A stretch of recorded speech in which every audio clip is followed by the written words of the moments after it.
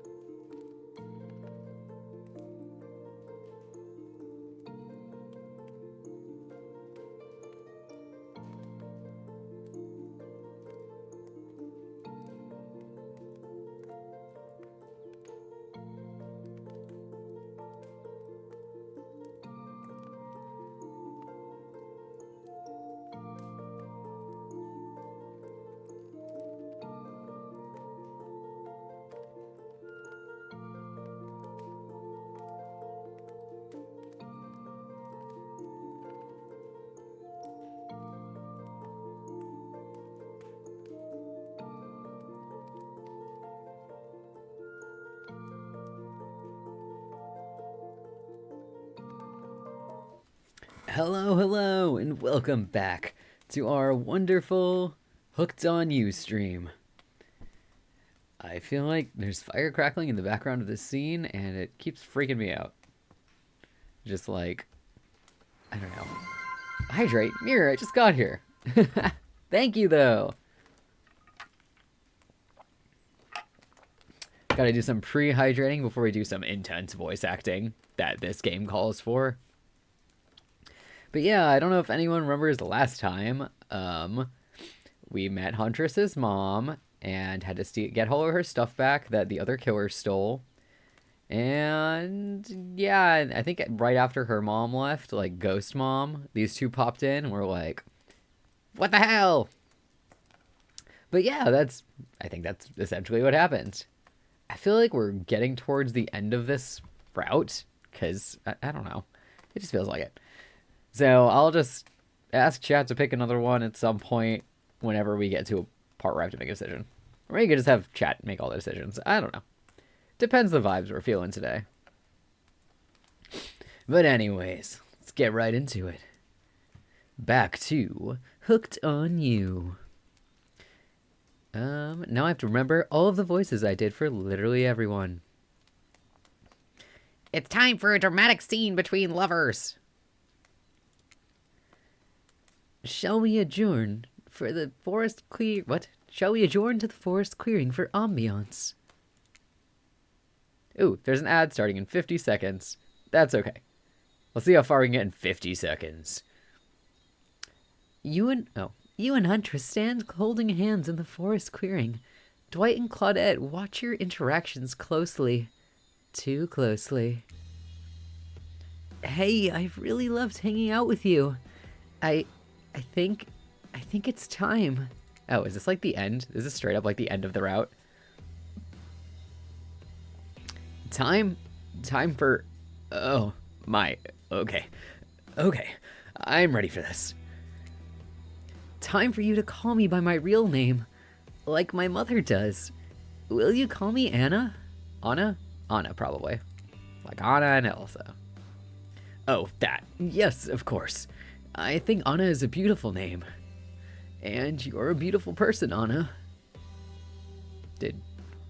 Was there no ad? Maybe I read it wrong and the ad already happened. That's okay, that's what subtitles are for. Fenry, do you know what I'd like to do right now? With you, beneath the moonlight? I'm feeling closer to you than I ever have before. And there's nothing I'd rather do right now than... She averts her eyes. Does she mean what you think she means? Nope, she's looking right at Dwight and Claudette. Chop up these two fools with you. Let's say absolutely. My hatchet is as sharp as my love for you. Let's get bloody. Oh man, yeah, we just murdered the hell out of them. It's a gruesome scene as you and the Huntress go to town on these innocent survivors who just wanted to help you guys out. Oh, it says ad break in progress. What? I don't understand. That's okay.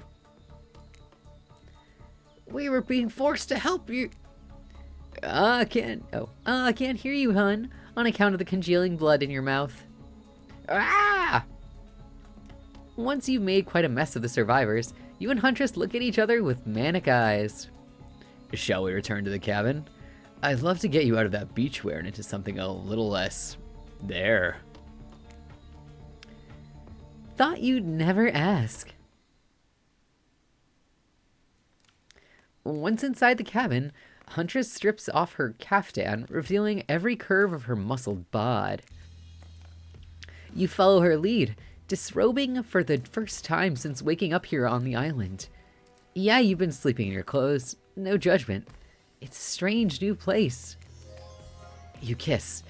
And yes, if you were wondering, it looks like she's gonna keep the bunny mask on for sexy time. This is the part where I skedaddle. Decapitations? Sure. Tiger maulings? Love it. Dudes crushing other dudes in car crushers? Gotta have it. But hanky-panky?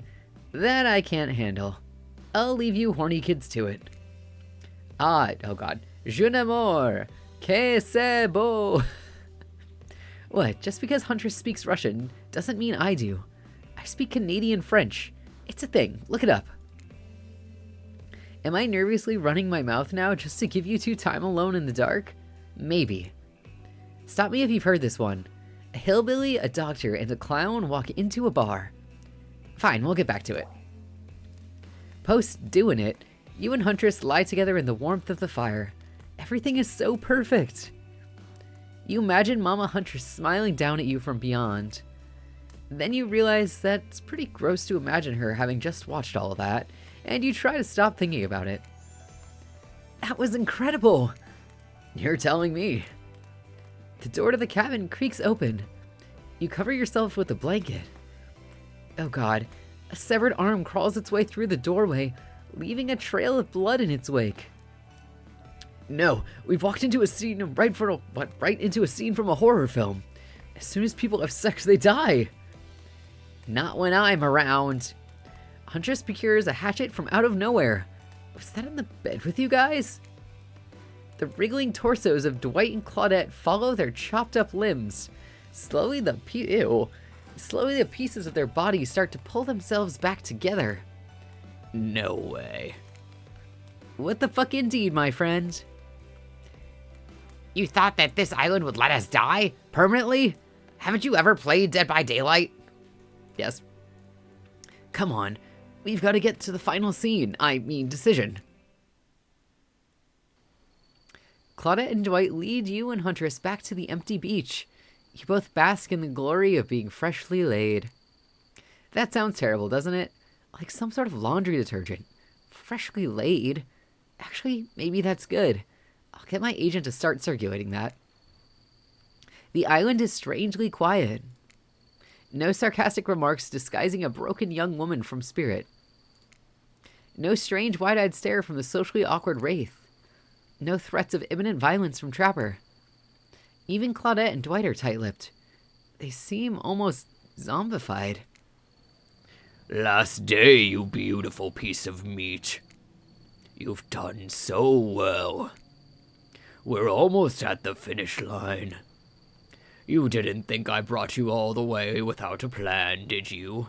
What kind of sinister body of salt water do you think I am? A whoosh of dark energy surrounds you and disappears as quickly as it came. The island noises begin to return. Birds chirp in the trees. The grass rustles in the light breeze. And oh look, the other killers are all here at the fire pit to watch the final ceremony. Oh, the finale ceremony. I can't wait any longer. The pomp and circumstance is agonizing. You're telling me. Stick to the script, Claudette. Okay, so Huntress, how do you feel about the newcomer? Are they everything your murderous little heart has ever longed for? Huntress stares you down for an agonizing moment. She steps towards you. My dear, I think that this is true love. Come with me to the Red Forest. Let's hunt the woods together and have a family bursting with babies. We'll raise them as fierce warriors who can defend their family and home. In just a matter of days, you've gone from being completely alone to being the start of a clan of warriors. I did not see that coming. Wraith starts a slow clap, and no one joins in. Typical. Whatever. Love is a concept made up by the greeting card industry. I'm out of here. Spirit floats back to her black lighthouse. Look behind you, it's Trapper. Huntress, you bested me. He turns to you and offers his leathery hand for a handshake. Congrats, Fenry. I don't shake hands with losers. Trapper's eyebrows shoot up, and then he smiles.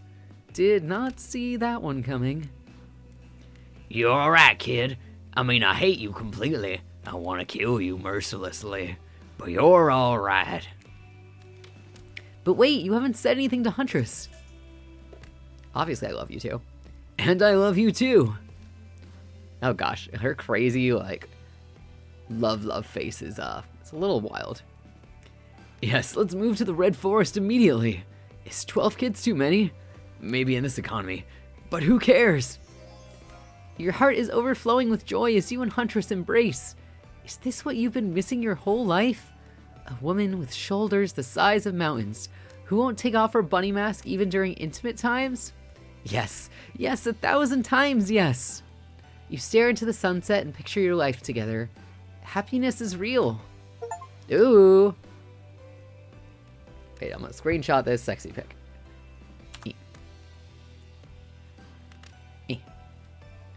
Screenshot it now. Oh, there we go. Huntress lifts her mask and you finally lay your eyes on her breathtaking natural beauty. You know. Miha Lolvio said, Salue for laugh. Look, it's fine. I'll post it later on Twitter and be like, look, we finished a route. Good job, us. Besides that time I died. I guess that counts as finishing. But, no, we successfully finished a route. You know, the cabin I grew up in doesn't have the amenities that my luxurious new beach house has. I'm used to living as a beast, bathing in the river, running wild through the bushes. While telling you this, Huntress has left her bathing suit behind and entered into the jungle. You haven't lived until you've been one with nature. God. Rawr. You chase Huntress into the woods, leaving your own bathing suit behind. The end! Hey! Wow. Beat that route 15 minutes into the stream. I feel like I should have just finished it last time. And take a water break. For free! Oh, we can't skip the credits. Okay. You know, lots of hard work going into a game. Look at that turtle. But yeah. Thanks for whoever watched both parts. We're gonna go on to different romance route this time. And hopefully finish a whole other one today. And then maybe move on to a different dating sim next week. I've got like a roster of a couple to like flip between. Probably my date with death seems cool, and that's so probably do that one next week. So yeah, I've got my date with death and cooking companions, and maybe one more? I don't really remember. They go on sale, and I'm like, cool, yes. Can you guys hear these island vibes very well? I feel like me and audio are always an internal struggle.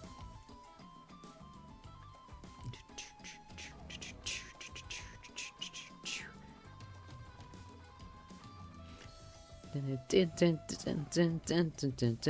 kind of like SpongeBob vibes, this screen with the green. The screen with the green. Ugh. So I'm working on a special, I don't even know, it's not that special. I'm working on a Discord for everyone. So we can like, I don't know why I'm saying it like this. I'm like phrasing this really weird. So that we can like watch movies and maybe do a book club and play like community games or whatever. I don't know if I'll stream the Discord games. Probably not. I'll probably just like leave them on Discord. So it's not like having to put on airs for the crowd, the audience, whatever. Not that I do normally. We go into it trying to be fancy and then come out of streaming with, I don't know. No holds barred. Okay, there's gotta be a way to skip this. Oh, wow, I could have skipped it. Okay. Let's say if I hit load game. Wait. Cassiel Aurelius said, Cassie 115 pop. Let me see. If I click this one, is it just going to take us back to the ending? Yes. Okay. Let me see. Can I load a new file? Nope. Okay. Main menu. Okay. Let me trash my old one. Yes. Henry. I don't know if I told you junior. I want to see normal.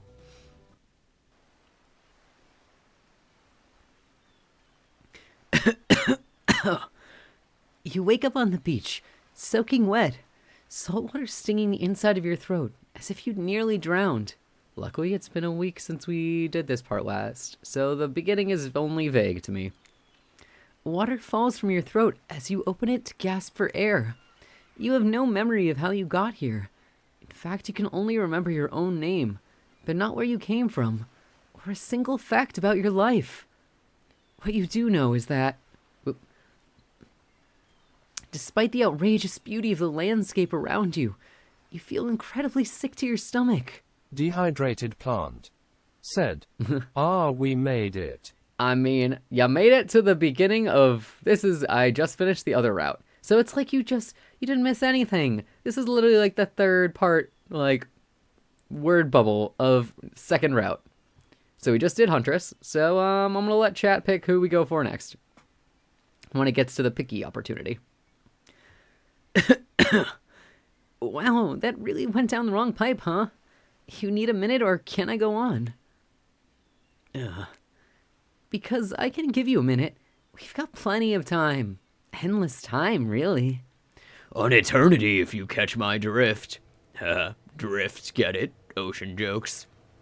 Whoa, not now, Ocean. Sorry, Fenry. May I continue? Please go on. Okay, then. As I was... As I was saying, you look down at your feet, ankle deep in the crystal blue water of a newly arrived wave. As the water recedes back into the ocean, it reveals a grotesque discovery. A severed head. A decomposing face stares up at you from beneath the sand. All you can do is vomit a stream of dark bile, bugs, worms, and other ick. Questions race through your mind. Where are you? How did you get here? Who is behind this incredibly charming and well-spoken voice in your head? However, answers don't come easy. Your mind is completely blank. What will you do? Okay, well, last time I dug up that face. So, let's say, close my eyes. You close your eyes. This must be a nightmare, right? This is not happening. This is not happening. The mantra centers you, and you're briefly able to find peace. The lapping waves go silent, and for the first time in your entire life, Feels like you're in control. When you open your eyes, oh. You're in the exact same place, except now the disgusting corpse face is smiling at you. Even the dead have a wondrous time on our island. I promise you, you will too. Don't worry, you're going to do just fine. We wouldn't want anyone else. You know, on my last route, there was like 0 lore. Like, island mystery lore. Are you guys both? Cassiel and Dehydrated Plant are both the same killer. There's like 40 killers on this pack, and you both got the same... Oh, wait, I don't want to... Can I change it? That's going to bug me. Nobody's allowed to be the same killer. Dang it. I cannot fix it, because this game is full screen. Boom. Oh, no, there it is. Okay. Who came in last? Dehydrated Plant. You gotta be somebody else. You can be... Who is Deathslayer? Whoever Deathslayer is. Oh, the sad old man. Okay. Sorry. Well, that sure was weird. It was sure weird. That voice again. Do oceans normally talk? Your memory isn't right. But you're pretty sure you remember learning as a child that oceans do not speak directly into people in spooky terms. Your mind doesn't have a chance to linger any longer on your current situation. Yes, you feel something soft bump into your foot. When you look down, you find a volleyball sitting in the sand there next to you. You stare down frozen. A voice calls out from behind you. Little help, please? You turn around, and when you see what's waiting for you, your jaw about hits the ground. She is obviously the best choice, but we already did it, so...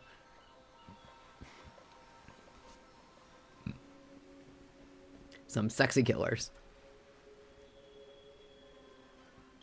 And Trapper.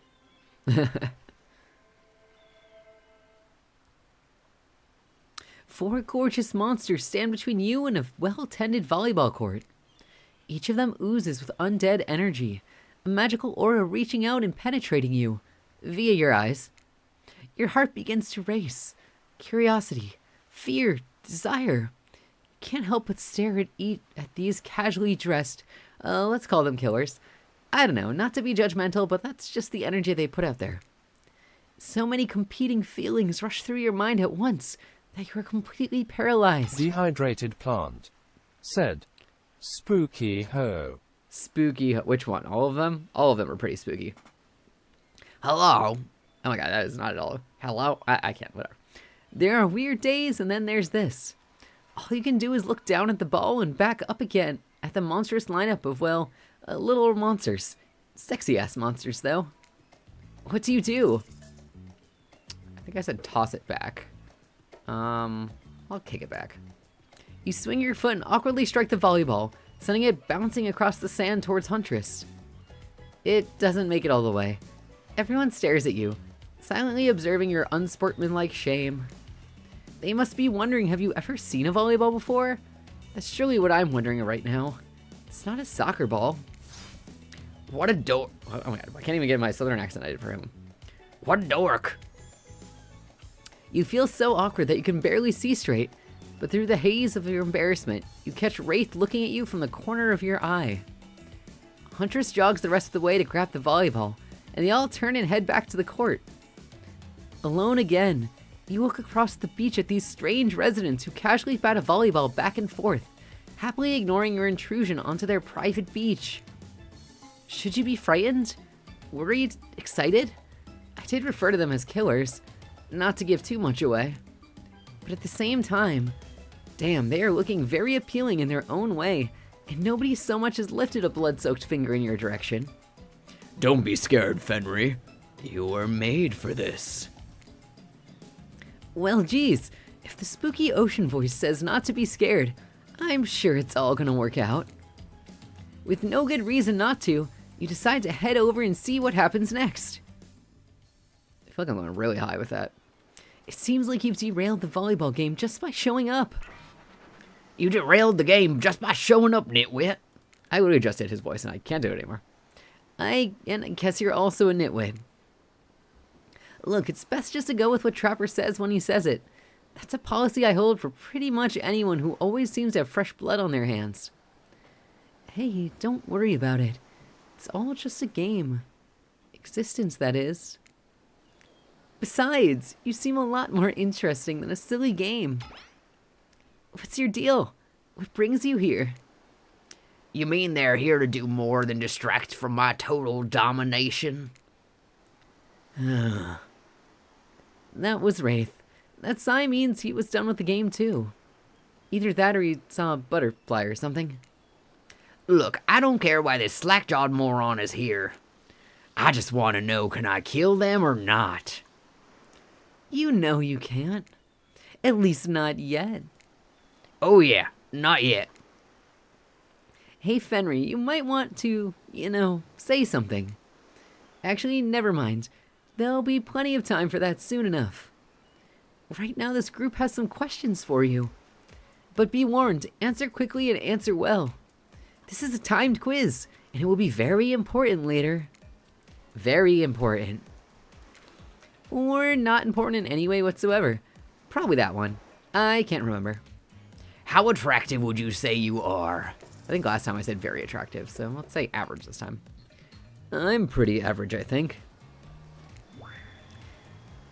Just another face in the crowd, another normal, meaningless life in an endless cycle. I think you're quite cute myself, like a chipmunk or a grizzly bear. If you could have any superpower, what would it be? Let's say super strength. Super strength would be cool. Strength isn't all about muscles. True strength is up here. You expect Trapper to point to his head, but instead he taps one of his bulging shoulders. It's specifically in these muscles. Nobody gives a shit about your calves. What was your best subject in school? I said history before. Let's say skipping class. You could say I majored in skipping class. If I had ever gone to school, I'm sure I would have done great in skipping class. I prefer skipping over walking almost always. What's your favorite animal? I said cat. Let's go dog. Dog? You look absolutely adorable in a puppy mask. What's your favorite color? I'll say 3-day-old corpse. That seems weird. Nobody would expect me to pick this, so I'm gonna say 3-day-old corpse. It's a pretty edgy answer, right? I'm pretty dangerous. Talk about corpses, no biggie. Those are no good to me unless they've been frozen. You'd be surprised at how quickly good meat can spoil. Or maybe you wouldn't be surprised. I'm still getting to know you. What's your dream job? I said not working at all last time. Let's say nightclub promoter. Definitely nightclub promoter. Everyone groans, and let's be honest, they're right to do so. Luring folks into the dark? Not just anyone can do that. Best flavor ice cream. Say vanilla.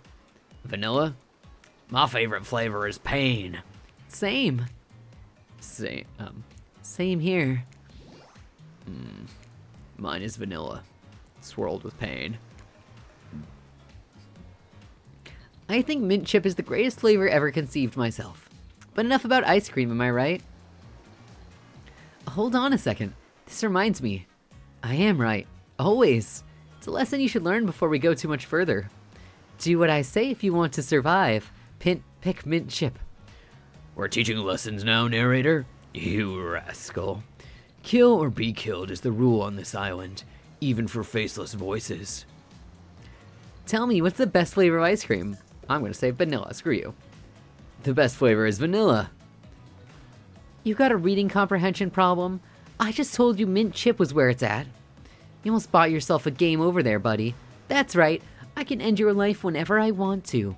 I'm in control, so don't you forget it. If I say you like mint chip, you like mint trip. Now try it again. Tell me, what's the best flavor of ice cream? Sure, mint chip. The best flavor is mint chip. So obedient. I think you're gonna do just fine. Ayo, now they know so much about you. I'm sure the group wants you to start getting to know them. I'm Trapper. I pretty much run things around here. I'm the smartest, richest, strongest person on this whole island. I don't like losers. If you want to know what a loser is, say hello to Wraith. Hi, I'm Wraith. I'm nothing like everyone else. I like nice people and loathe big dumb idiots. Hi, what's up? I'm Spirit. I don't like most things. I don't really hate most things either. It's just not worth my time. But the things I do hate, I really hate. You know? Based on my personal observations, life is nothing but suffering, and society is a carefully calculated lie to keep everyone subservient to those in power. It's better to choose or just not take part. Jeez, it's like she was murdered by society. She hates it so much. Oh, no, wait, I am remembering Spirit's story now, and that's almost exactly what happened. Hi, I'm Huntress. Don't let these bummers get you down. There's lots of fun to be had on this island, along with lots of love. Yeah, there is, if you know what I mean. Grow up. Grow a body. I've explained this 1,000 times. I'm dead, but I'm not a literal ghost. I just create a trail of fog. I'm not made of it. Whatever, fog body. That's not nice. He's not nice. You love it. Only sometimes. Ew. Really? That's disgusting. That's why she likes it. Don't speak for me. I also hate it. Stop speaking entirely, actually. For the first time ever, I agree with Wraith. Let's move on. Otherwise, they'll do this all day. Besides, if I know this crew, and I do, they'll want to show off soon enough. If we're done playing, let's do something else instead. Wow, for once I actually agree with the meathead. I say we go to my yacht. It's a massive boat docked from nearby. I'll give everyone a taste of true luxury and power. Wraith rolls his eyes. Don't mind him. He just hates fun and happiness. No, I hate the endless, desperate, soul-crushing pursuit of wealth. The way it's flaunted needlessly, and the cruelty it engenders. What about... Oh, it says Wraith, but that's... Okay. What about hanging by the pool? I find the water so calming, simple, beautiful. Is he crying? I think he's crying. Hey, what about our volleyball game? We can exercise and have some fun as a group. Are you all serious? There's a perfectly good lounge to chill out at right here. I'm tired. Besides, I hate being in the sun. Where do you want to go? Hey chat, got any input? We already did volleyball game, but this is like deciding about who we go with. I think yacht is Trapper, water is Wraith, and this little bar is Spirit. Anyone has any opinions? I'm gonna take a water break real fast. Dehydrated plant. Said. Water. Beach. Water beach. Thinking Wraith. I mean, he seems, I mean, quote unquote normal. Ugh.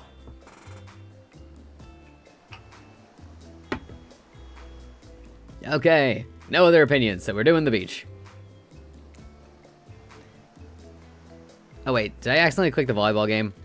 I think I clicked the volleyball game. Whoops. Here, let me... Let me see. Oh yeah, I totally did. Okay, wait. What if I like start a new file and just skim through it until we get there? I bet you can do that. I bet you can skim until the new choices. Dang nabbit. Look at that. Immediately screwed up. I said, you pick. No. Actually, we're doing the same one I just did. There's gotta be a skimmy way. Oh, there we go. Blah, blah, blah, blah, blah, blah. I did this last time when I got killed by Trapper. Wow, this is so familiar. I think it's to close my eyes. Oh god, now I have to do all those questions again.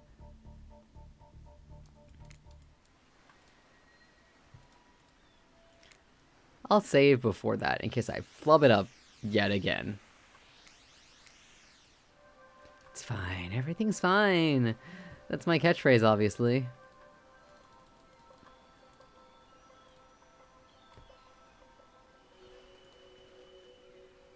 Oh my gosh.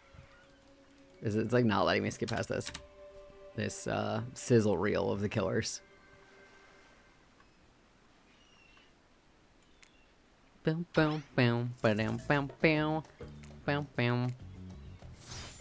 I'm trying to pick my exact same answers, but I don't trust it.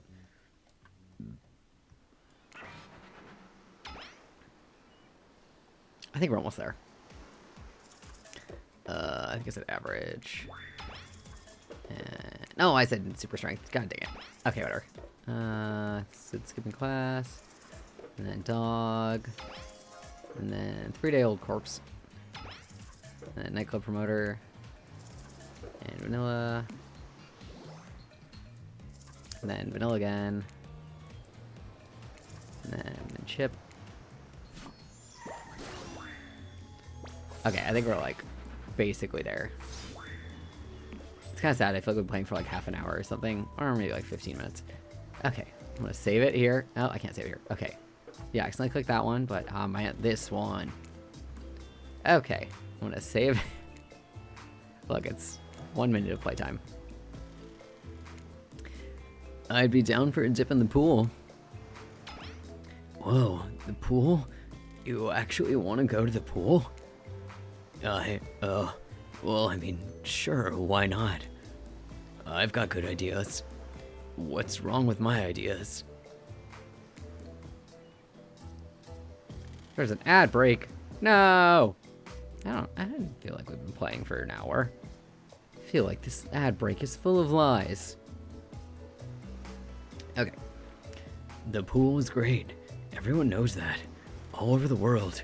If people agree on one thing, it's that pools are great.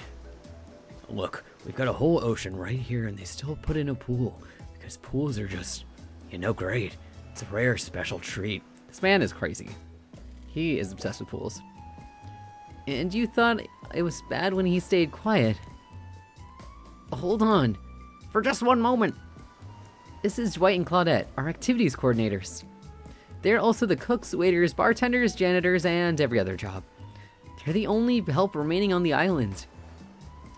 This place we call Dehydrated Murderer's Island. Said, they're fucking. I mean, basically, I think. It gets alluded to a lot. That they're doing something.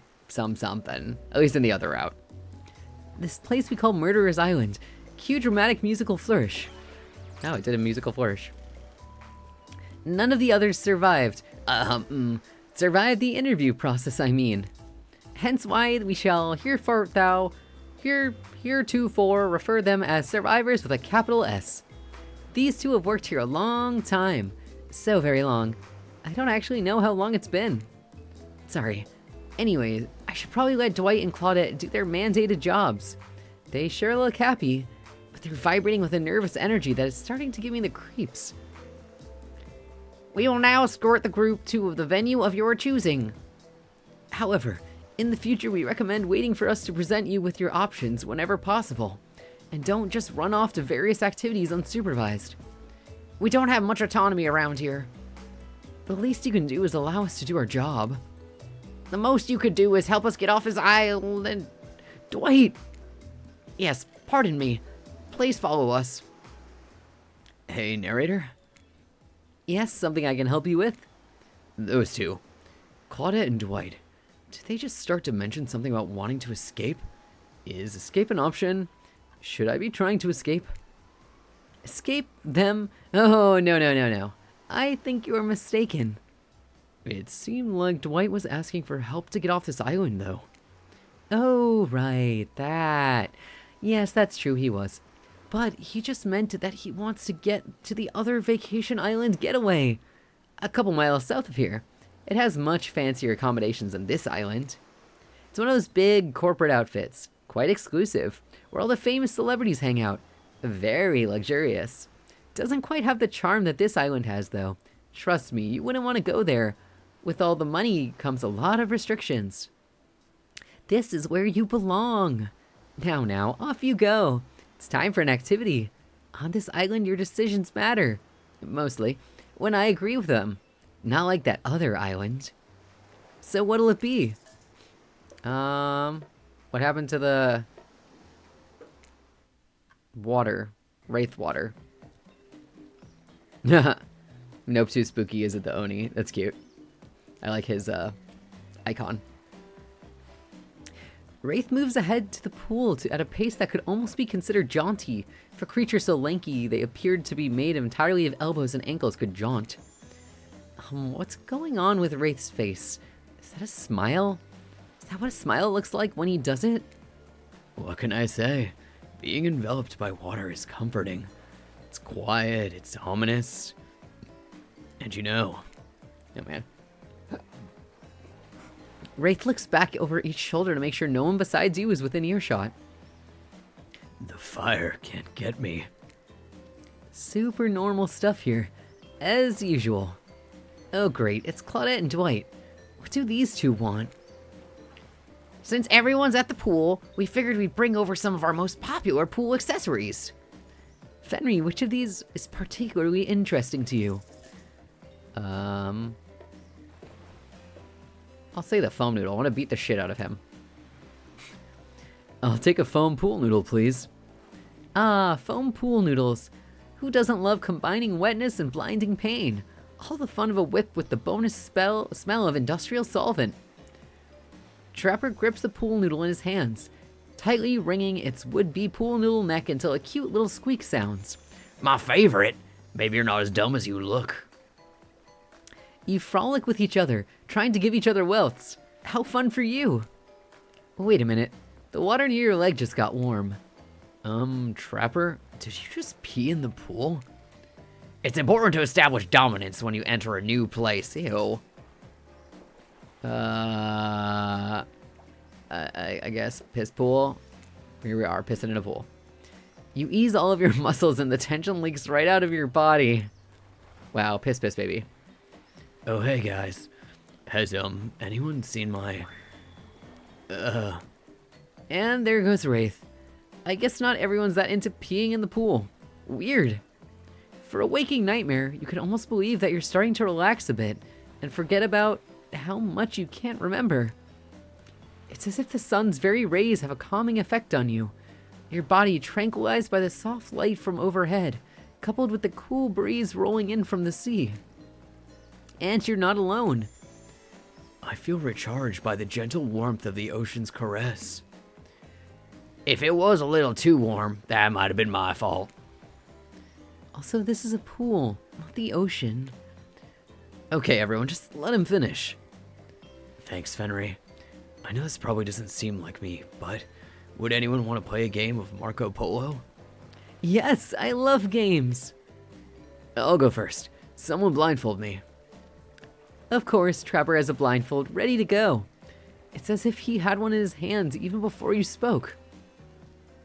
Ugh, did he just wink? And did you just bite your lip? Oh god, is my character going for Trapper now? Oh, Jesus. Good thing you're getting reined in, because it seems like you're about to act up. Oh man, the fucking minigames. Okay. It's like the spinning death wheel. Ugh, now. I had to do like 50 of these on the Huntress round. Oh, Jesus. Okay. Perfect. Ah! Nah. Yeah. That was not awful. Ah! That was pretty good, Fenry. No, it wasn't. Don't lie. Just ignore him. You've just been thrown into a very weird situation, and, you held your own. I respect that. That was a good game. I say we celebrate by throwing this waiter whose name I forgot into the pool. Throw him in the pool. Hilarious! Bullying truly is the gift that keeps on giving. You grab Dwight's legs and help Trapper give him the heave-ho. You know what? Sorry. I can't pretend to support you on this one. Only Trapper is this sadistic. Oh my god. Sadistic. I know it's all in good fun or whatever, but not on my Murderer's Island. Yeah, that's right. This place really is called Murderer's Island. But that doesn't mean we're cool with bullying. You're on thin ice, friend.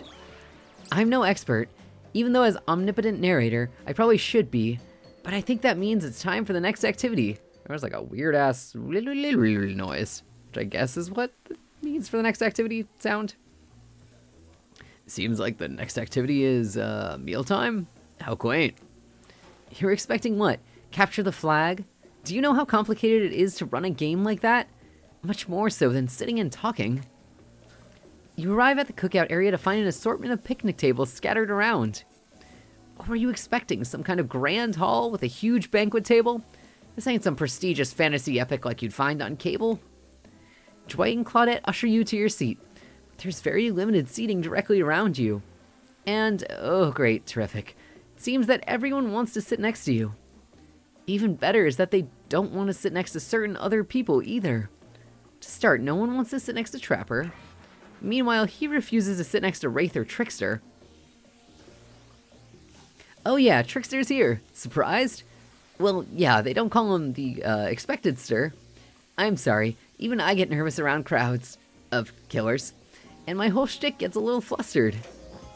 Hey there, looking real good, Fenry. I flubbed that line so hard.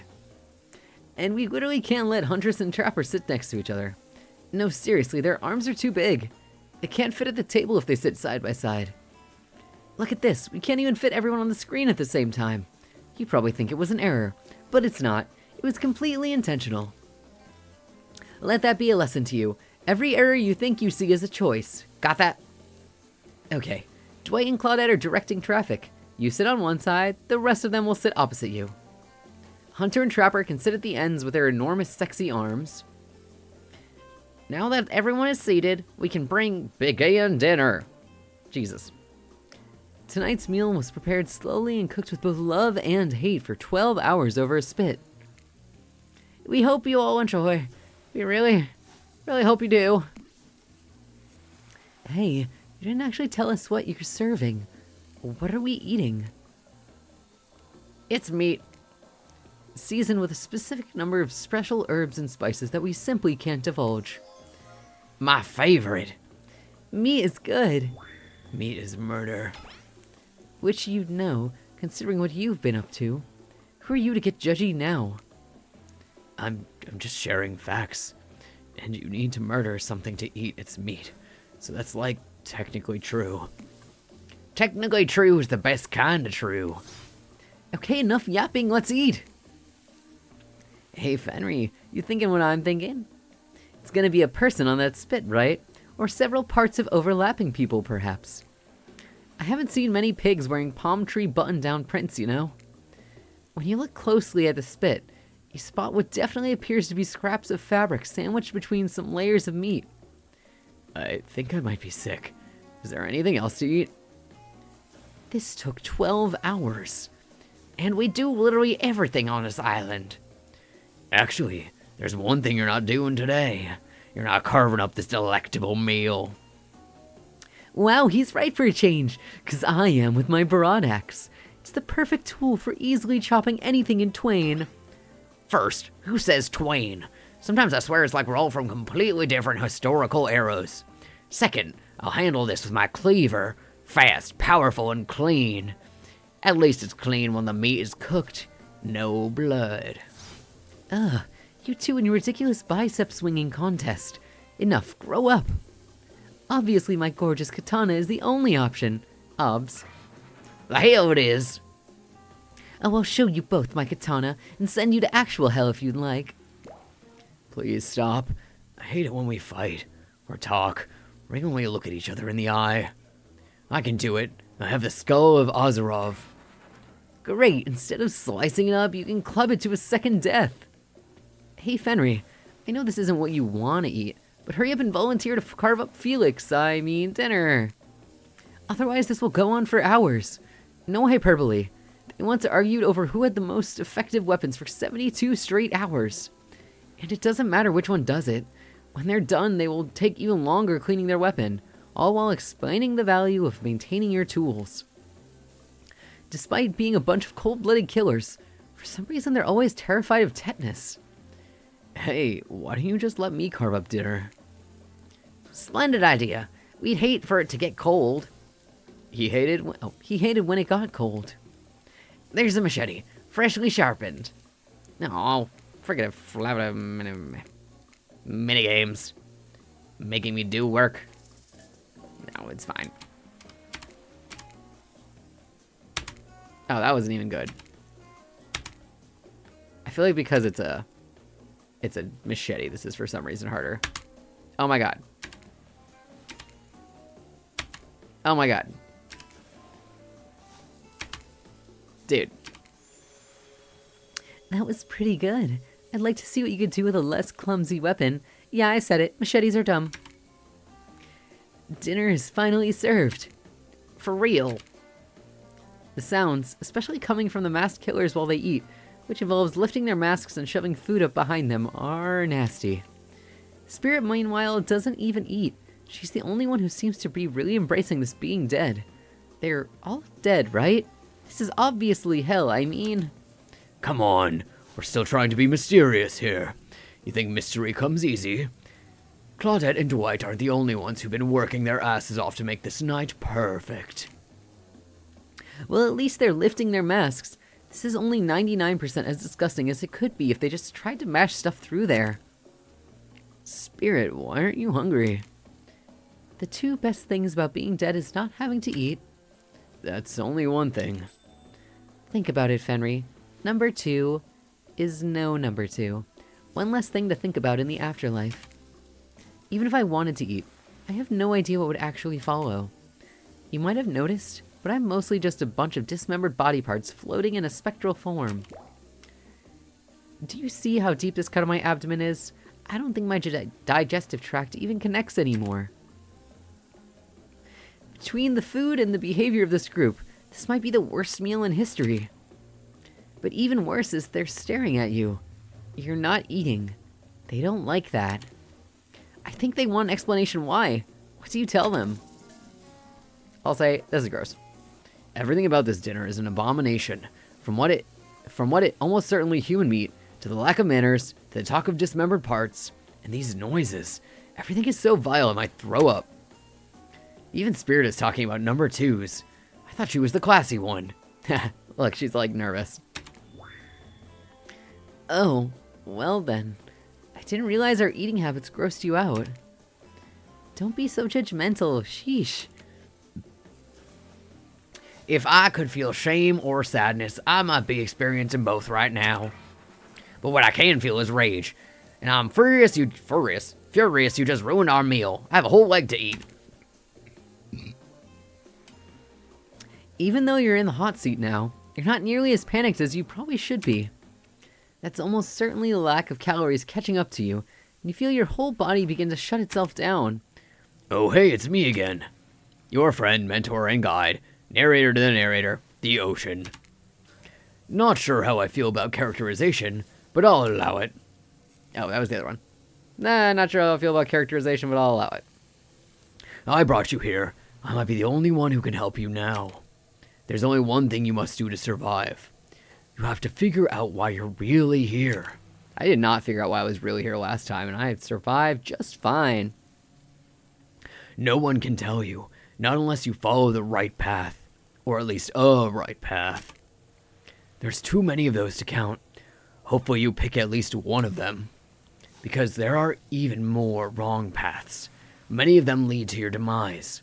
Others lead to something even worse. Starting scenes over and having to fast forward back to where you were. Am I right? Don't come for me, narrator. We literally just did that.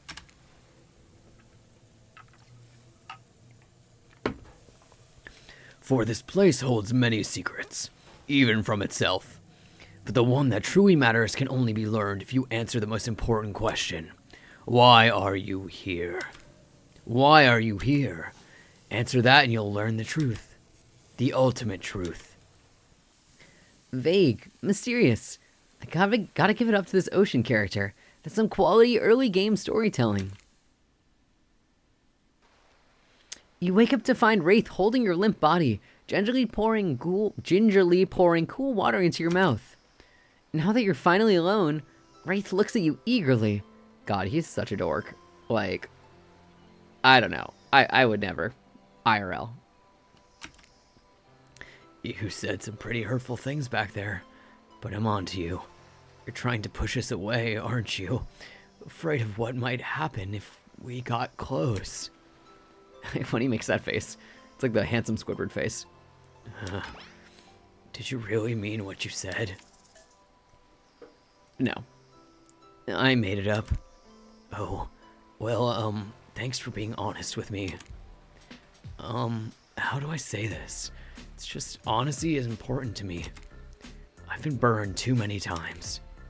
Something about the word burned makes Wraith look away, far away, eyes brimming with tears and yet, at the same time, dead. I understand. Wraith looks back at you with those sad eyes, wanting so badly to believe you. He looks down at the ground. I have something very important to tell you. It's about something very special to me. It's not something I tell everyone, but you know how important honesty is to me. I can't expect that from you if I'm not honest in return. Oh, great. I bet he's got crabs. It's about my special bell. What? Yeah. I also have no idea anything about Wraith, like, character-wise. It belonged to my father. He gave it to me before he and my mother, well, they had to go away. If I was ever in danger, I was supposed to ring this bell. It didn't really work, but it's all I have of my family with me. Oh, wow, Wraith, thanks for telling me. Here, hold it. Whoa, Wraith just gave you his bell? Sound the alarms. What are you gonna do with this thing? I'll say hold it delicately. I feel like if I ring it, he'll get real mad. You caress the bell, running your fingers over its rusty. Is that dry blood? Why are you touching this thing? Thank you for sharing this important part of yourself. You hand the bell back. Wraith is looking out wistfully at the ocean. The ocean is beautiful. It's not real. None of this is. Wraith looks at you, more intensely than ever. I don't know if you're ready to hear the truth. Just as things are really heating up, you hear a flurry of footsteps behind you and quickly spin around, just to fend off whatever new danger has popped up on this strange island. Only to find that it's Dwight and Claudette sprinting across the beach, clipboards in hand which they're waving in the air above their heads. It's very important that we stick to the itinerary. And attend each event as scheduled. Playing sick for cute flirt points was not part of this evening's activities. That's strictly slotted for after campfire time, story time. At this rate, we'll be late. Playing sick? No, I was... No time for excuses. Well, there is, but that's scheduled for after what comes after flirting. Go, go, go! Once everyone has gathered at the fire pit, Dwight and Claudette quickly make an announcement. We're not going to blame anyone in particular. But someone, and we're not going to say who, so don't worry, you hasn't been sticking to the schedule.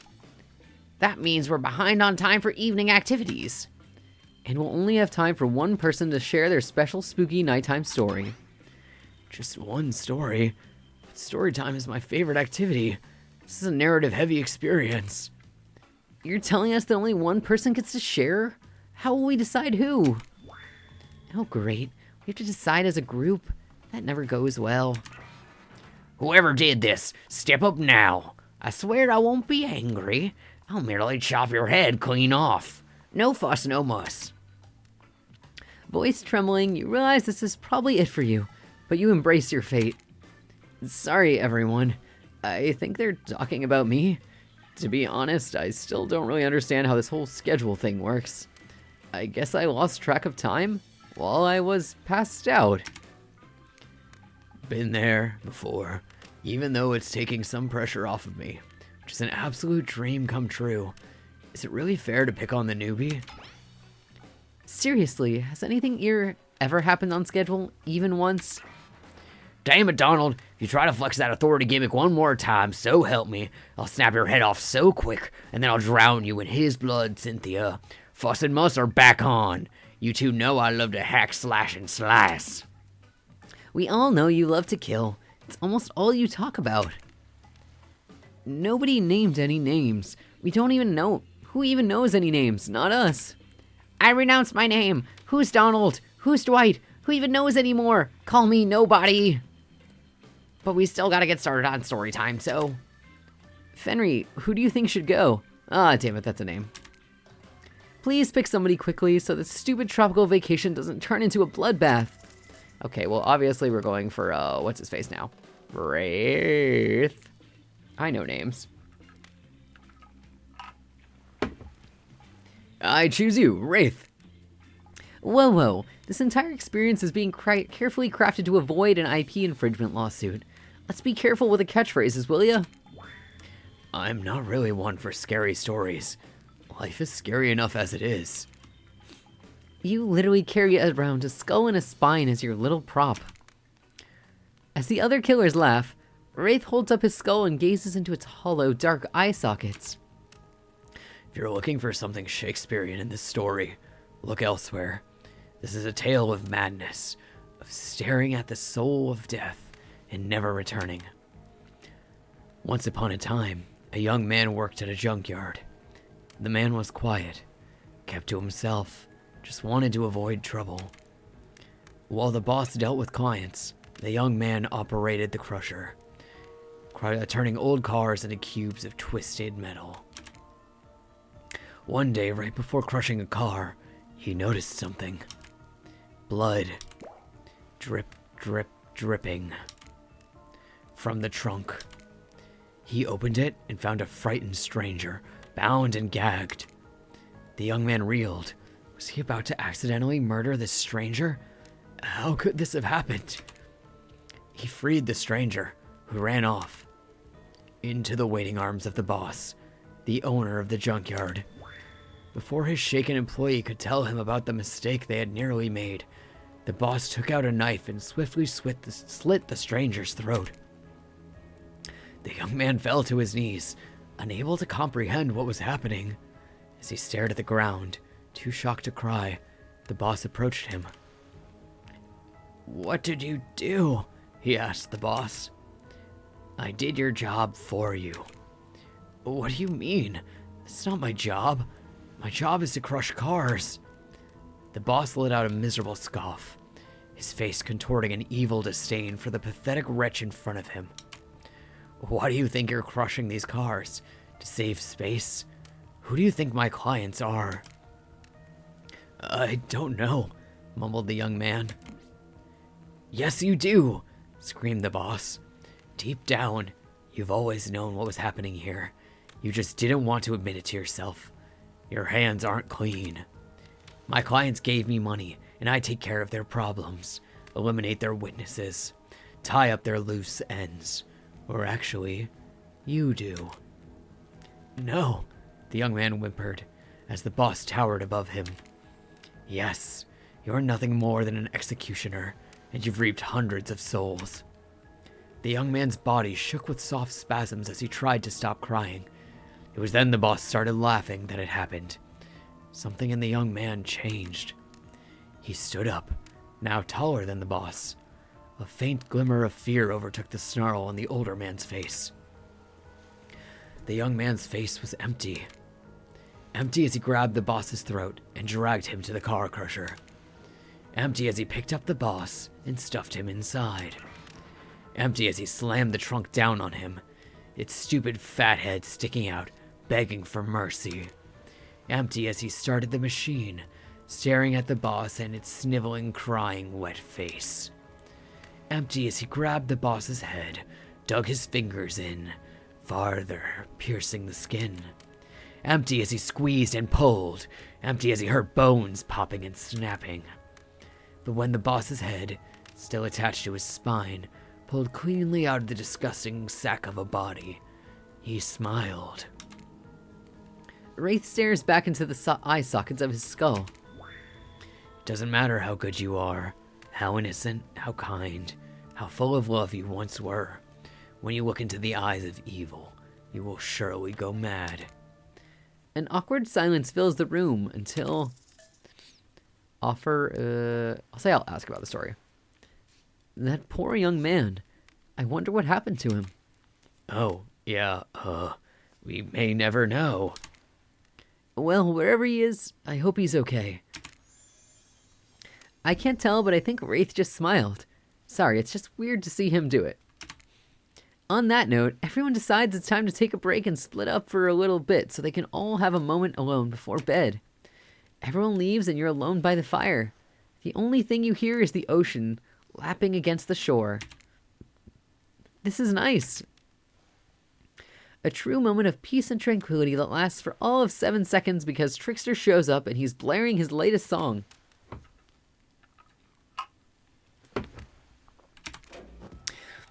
Hey, baby, you look lonely.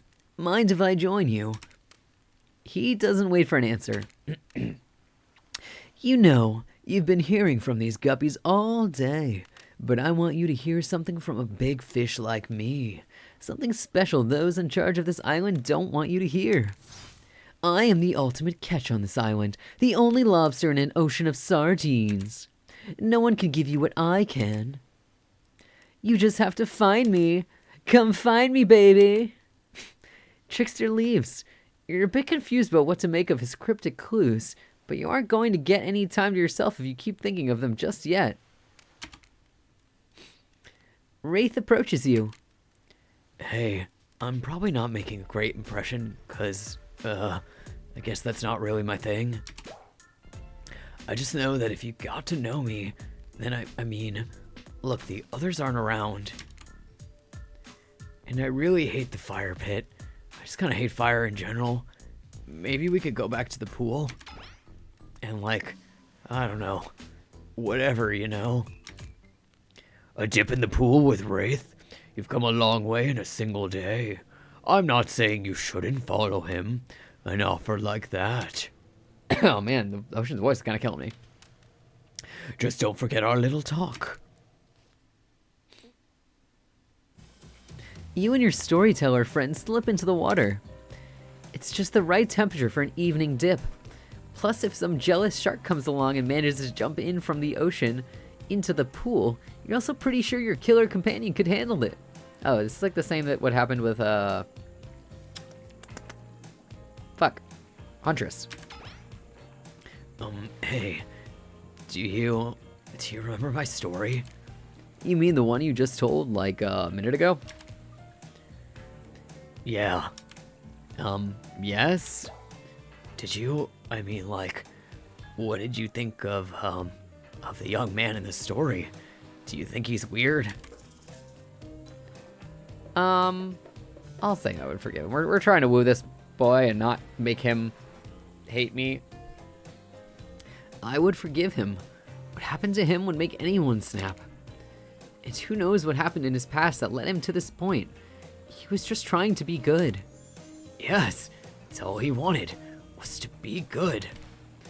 Well, that makes sense. Did the young man remind you of anyone? I'll say yes and no. Yes and no. I think that's what makes it such a great story. It's unique and surprising, but relatable and familiar. I think we all know someone like that young man. I think we all have a little of him inside us. Wraith giggles, not in a gross way like you're thinking, but a very silly one. I assume he's imagining a tiny little version of himself dancing around in his own belly, because that's just who he is. Dude, he's so weird. He's so weird. I can't do it. Not that they aren't all weird. He's just like, I don't know. You notice the temperature has dropped significantly.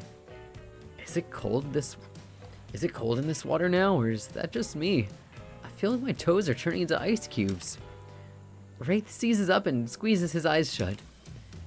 Please, I can't be around any cube talk. Not since, I heard that story from somebody else a long time ago. The story you just told us 2 minutes ago. Exactly. The one that wasn't about me. Dude. Usually we'd be nervous that you were about to make things awkward when we barge in, But obviously we couldn't hold a candle for whatever was happening here tonight. either way, it's time for bed. For you, but not us. After you go to sleep, that's when we party. After spending all day cooped up in those tight little safari-themed resort uniforms, You just know those two rage late into the night. But you're not here to party with them. You've got your own repressed relationship to tend to. You head over to the campfire. The heat is comforting on this chilly night. Looking into the crackling embers, you think about Wraith's story about the young man who found out he was part of a sinister plot. What don't you know about your current situation? Is it something that will terrify you? Something that will make you snap? What if you look into the eyes of evil? And what if you like it? Before you can dwell too much on your fate, Claudette and Dwight arrive. Their now familiar creepy smiles stretching from ear to ear. It's a bit menacing to see a smile like that lit by firelight. We must apologize for the accommodations. We weren't prepared for another guest. We're gonna make it, but we're going to make you comfortable or die trying. They hand over a pillow and blanket and welcome you to snuggle up by the fire. Perhaps some music will put you at ease. Just try to keep the volume at a minimum. Our other guests aren't the types you'll want to rob of their beauty sleep. Okay, yeah. Mini game that picks the radio station. This sounds like weird. As you relax and look into the fire, the radio begins to fuzz and flicker. You examine it and decide you might adjust the dial to fix it. Like you just pick different stations. Is there anything on that station?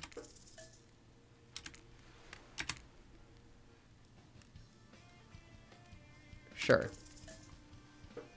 No matter how many things you listen to, you still can't sleep. You decide to ask one of the killers to spend a little more time with you until you're sleepier. Who'd you like to summon to your side as you lay by the fire? Wraith, are you around? I was wondering if I could get a little company. I can't really sleep. I don't get how he hears you. Where's his cabin? Oh, that happens to me a lot. Okay, don't laugh. Promise? I promise. I guess my secret to falling asleep is listening to the sounds of bells or chimes. Think of it as white noise, to drown out anything you might be hearing that's keeping you up. Like what, Wraith? Like those distant screams we can all hear coming from beyond the mountain? If that's, a bit morbid, I guess you could hold onto this chess piece of mine. Why does he have a chess piece? It's a knight. They're brave, like I wish I were. And the horsey is cute. You finally start to feel sleepy. Except maybe this isn't really a sleepy feeling. Maybe you're paralyzed. You try to keep your eyes open, but you can't. Darkness overtakes you. The dark voice from earlier speaks to you again. It shouldn't still be as spooky. By now you've had a whole day of strange voices in your head. But this one is still undeniably odd. Look, I'm not saying that my feelings are hurt because you chose to swim in some pathetic little teacup when you could have swam in the vastness of the entire, me, I guess. I'm just saying that you've made a foolish decision and I won't forget it. My feelings aren't hurt. I just lost some respect for you, that's all. You awake suddenly to see someone looming over you. Ooh. When you wake up, you find Spirit sitting beside you, reading a worn paperback. Oh, and the Huntress one, it was Trapper drawing a picture of me when I woke up. Oh, hey, what? Shh. Clearly she has noticed that you're awake, but she hasn't actually looked at you. Seems like she's pretty focused on that book. Shh. Sounds weird. Shh. It seems like forever as she stares at the page before finally shutting the book and setting it down. Oh, you're awake. Yeah, never mind. I saw you were with Wraith right before bedtime. I wouldn't tell you how to live your life, but if you ask me, you could do a lot better. It's completely by accident I even saw them over here. It's not like I was looking out for you or anything. This was simply the best reading light, and the text in my book is very, very fine print, and it's tough to read in the dark. Don't get the wrong idea. You and I are obviously mind our own business types, not phony look out for each other as an excuse for just being nosy types. But well, since you're here and I'm here, maybe we've got other things in common. Who knows? If we spent a little more time together tomorrow, we might find that, I don't know, we get along. And by get along, I mean exist simply and comfortably without feeling any burning desire to assassinate the other person. Or not. Whatever. I don't even care. Bye. Good night and sweet dreams to you, I guess. Finally alone. For real this time, maybe. You drift off to sleep again. Hopefully you're not poisoned.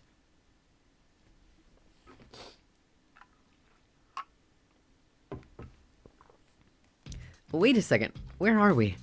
This isn't... Oh, geez, it is. It's one of those reality show confessional rooms where all of the contestants talk directly to the camera. I think today went really well.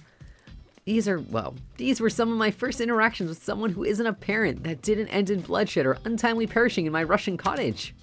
So I'm counting today as a win, no matter what happens. What do you think of do I think of the newcomer? Do I have to say? Oh, I do? Okay, attractive, mysterious. I really don't know that many other words since I was raised by my mom in the woods until she was skewered by an elk and I had to wash her entrails off my seraphine. That being said, the other three should make sure to be on their guard. I don't know who this newcomer will want to spend time with tomorrow, but I for one will not let my guard down easily.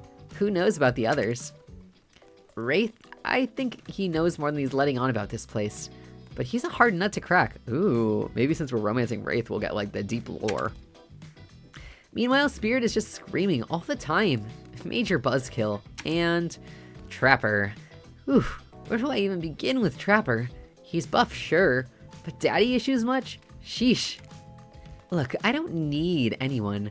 I've been perfectly fine on my own since my mother died. I eat a fine diet of raw deer, bear, and human, and I'm fit as a fiddle. That being said, something about this newcomer makes me think that I might be missing out on some huge part of this thing called life. If I'm being honest, I want to kill just about every person I meet within a minute of meeting them. Even the few people I can tolerate, I want to see suffer for a long time before I kill them. But this person, for some reason I would like them to continue living, for now. One false step and, well, you know, everyone calls me Trapper for a reason. They better call me Trapper, okay. I swear if I watch this later and you list me as Evan, I'm gonna kill the Chiron guy. His name is Evan. Yeah, today was fun. I don't want to get ahead of myself. Or really, invested in something that might hurt me, so I don't know. Maybe we'll just see how it goes. Or maybe they'll realize I'm not the one for them. They seem pretty smart, so that's probably what'll happen. I gotta learn to go easier on myself. Who could love me if I can't love myself? Okay, RuPaul. Have you ever felt absolutely nothing inside? It's fine.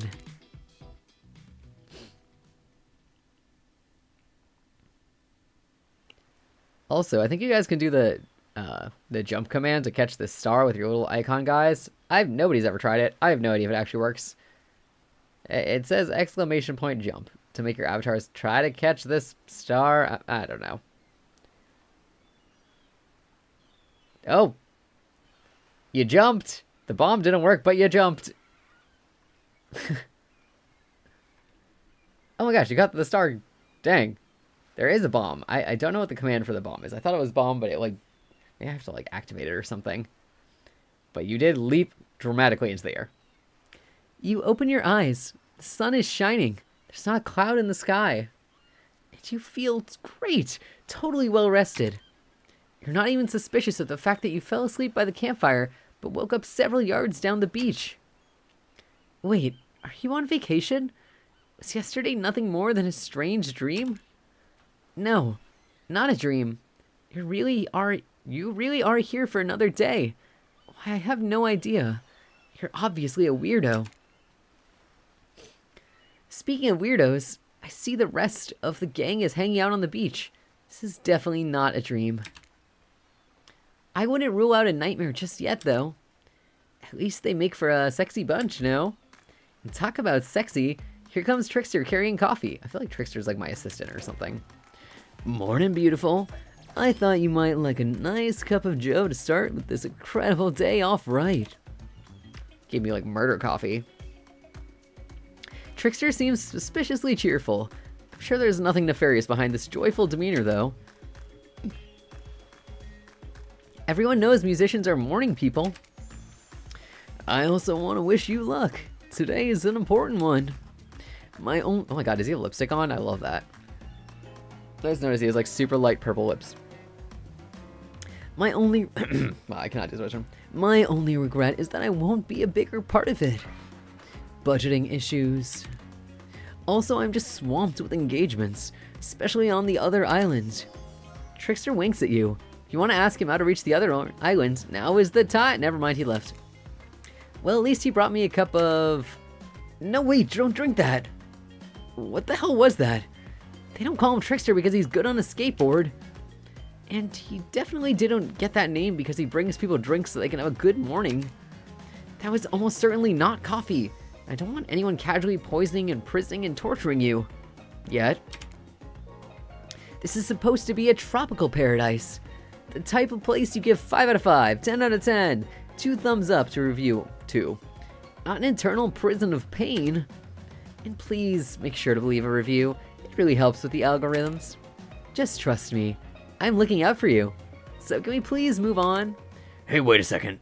How did a possibly omniscient, possibly unreliable narrator physically just knock that coffee out of your hand? This is not Parliament, and the floor does not recognize the ocean to speak out of turn at this moment. I need no recognition, for I am the ocean. I dominate the land. I submerge those who defy me, and become their watery grave. Actually, speaking of graves, I would like to say something. Something of grave importance. Fine, go ahead.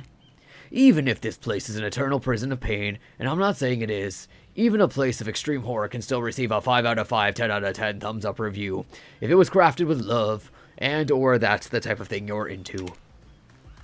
You know, the ocean is right. A lot of hard work goes into a place like this. This is like some long-ass ad. You should really judge it on the artist's intent, and whenever possible, start from the mindset of giving them the benefit of the doubt. Constructing these elaborate simulations, vacations, is not easy to do. Sometimes there are small bugs or inconsistencies, but that's just the nature of the process. Perfection is overrated. The universe is filled with mysteries. We ought to celebrate those who venture to bare their souls as part of the creative process with the ultimate intent of making things for our enjoyment, not be overly critical of them. Are you two trying to sell me on this place actually being good? You don't have to say it like that, especially after I saved you from that poorly made cup of coffee. Sorry, we should have been here 5 minutes ago. They always do this on the second morning. Sad, really. Even if they do make some great points. Oh, sure, they make great points. I agree. Can we please move on? Yes, of course. Apologies, Fenry. The last few minutes aside, have you been enjoying your time here on the island? I'll say it's entertaining. How else would I describe my stay on this island besides, really entertaining? Wow, 10 stars, here we come! Can someone remind me to skip this section next time? Nope. We do need to ask one more question, though. We all had to sign away our rights to say anything negative about this place. Would you please sign this non-disparagement agreement? Sure. Yes, I would hereby agree to participate in a verbal contract stating that I, Fenry, will never say anything negative about my stay on this island. Perfect! Delightful. Excellent. Yes, yes. Hey, Fenry, it's still totally cool if you have constructive feedback. The place to leave that is in our positive review, because we all know that nobody reads negative reviews of games or resorts like this. Anyway, I see Dwight and Claudette have gone into a trance, and with the grumbling I hear from your belly, that can only mean one thing. Breakfast. Perfect timing. Everyone rolls into the dining area to lard up those sexy little bellies with pancakes and bacon and... So much for maintaining beach bods. We're all half naked in a tropical paradise. Can we get some strawberries here? A yogurt? Magic powers will only get you so far. Even killers watch their sodium intake. You take your plate and sit down, thinking about yesterday and the whirlwind of feelings you experienced. Danger, dread, disorientation. It was like going through puberty again, except all in one day on a beautiful and mysterious island. It looks like you're not the only one doing some introspection, though. Trapper stands up to talk about how his day went, in case anyone was wondering. Personally, I wasn't. I'll be honest. I didn't expect you to survive yesterday. So congrats, I guess. Whether you survive today is 50-50 at best. Good luck. Well, that was bizarre. Back to your breakfast. Nope. Now Huntress steps up to talk about her feelings. At this point, anything could happen. I'm open to all the possibilities that this strange island has in store. How open-minded. Oh well, that surely must be it. No one else would weirdly stand up during breakfast too, and just like that, here comes Spirit. If I look especially well rested this morning, it's not because I slept well. As you know, I'm much too dedicated to finding revenge to ever sleep again. But because you all really left me alone yesterday, to be my best non-constantly annoyed self. And I thank you for that. Now if you don't mind, I'm going back to quietly resenting being trapped here with you all, while looking cute doing so.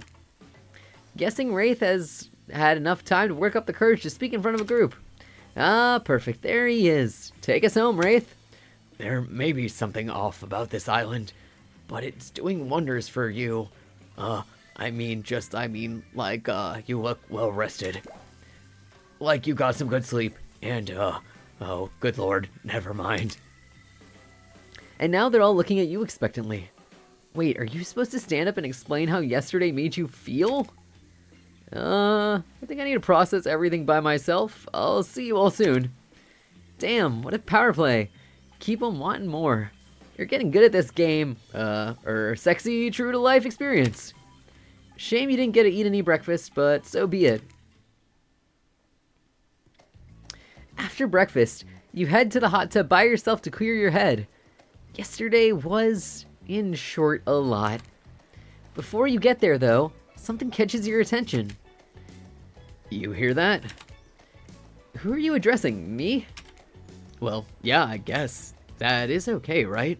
You know, I might be pursuing a relationship with one of these 4 fine killers, but it feels like the person I'm getting to know the most is, you, narrator. It's only okay in so much as it serves to illustrate that you've lost your mind, seeing how I'm not real and all. Yeah, I heard it this time. I think it's coming from behind the pool shed. No, stick it in there. A little more. A little more.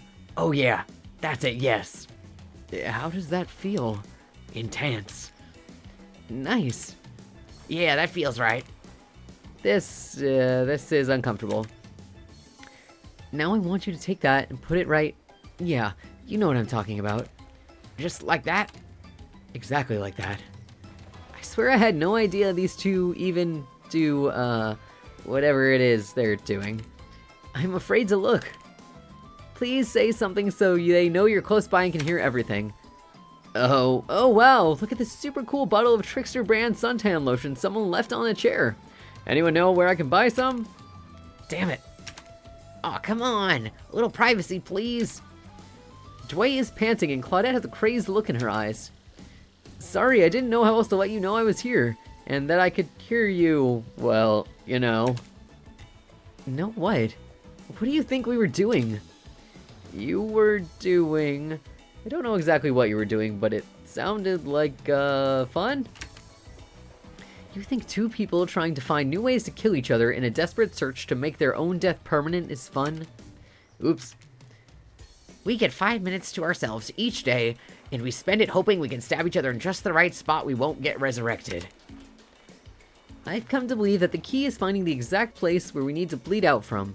And I believe that place is our appendix. Why else would it be there?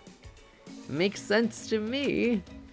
Did you actually think we were? Me and him? Dwight? You don't have to laugh that hard, they get it. Ah. My life is a nightmare, yet somehow it's never been worse than right now. Let's go, lover boy.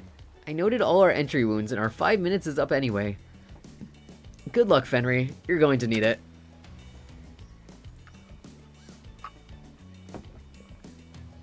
And hey, if you figure out how to escape the island, please make sure your ghost tells us how. That was both a tragedy and a comedy. A cragbody. Shut up, I like it. Anyway, where were we? Oh yeah. You're heading to the hot tub by yourself to clear your head. Yesterday was, in short, a lot. So far, today has been exhausting too. But you're dedicated to achieving a true, centered sense of calm. No drama, no bullshit, just soaking up sun in a heated pool. Today you're on a date with you. Ooh, I like that. I want to be on a date with me. Who would make the first move? And aside from that disturbing thought, all is going to plan until a shadow blocks your precious sun. Spiky tipped, like a palm tree is bending over to screw with you. But it's no tree at all, it's... Hey, babe. Breakfast was weird, huh? Everyone just getting up and announcing how they're feeling. What's that about? Some forced kind of check-in with the group? I don't like it. Fishy, kinda lazy. Whatever though, breakfast is dumb. No one should eat before noon or after 4 p.m.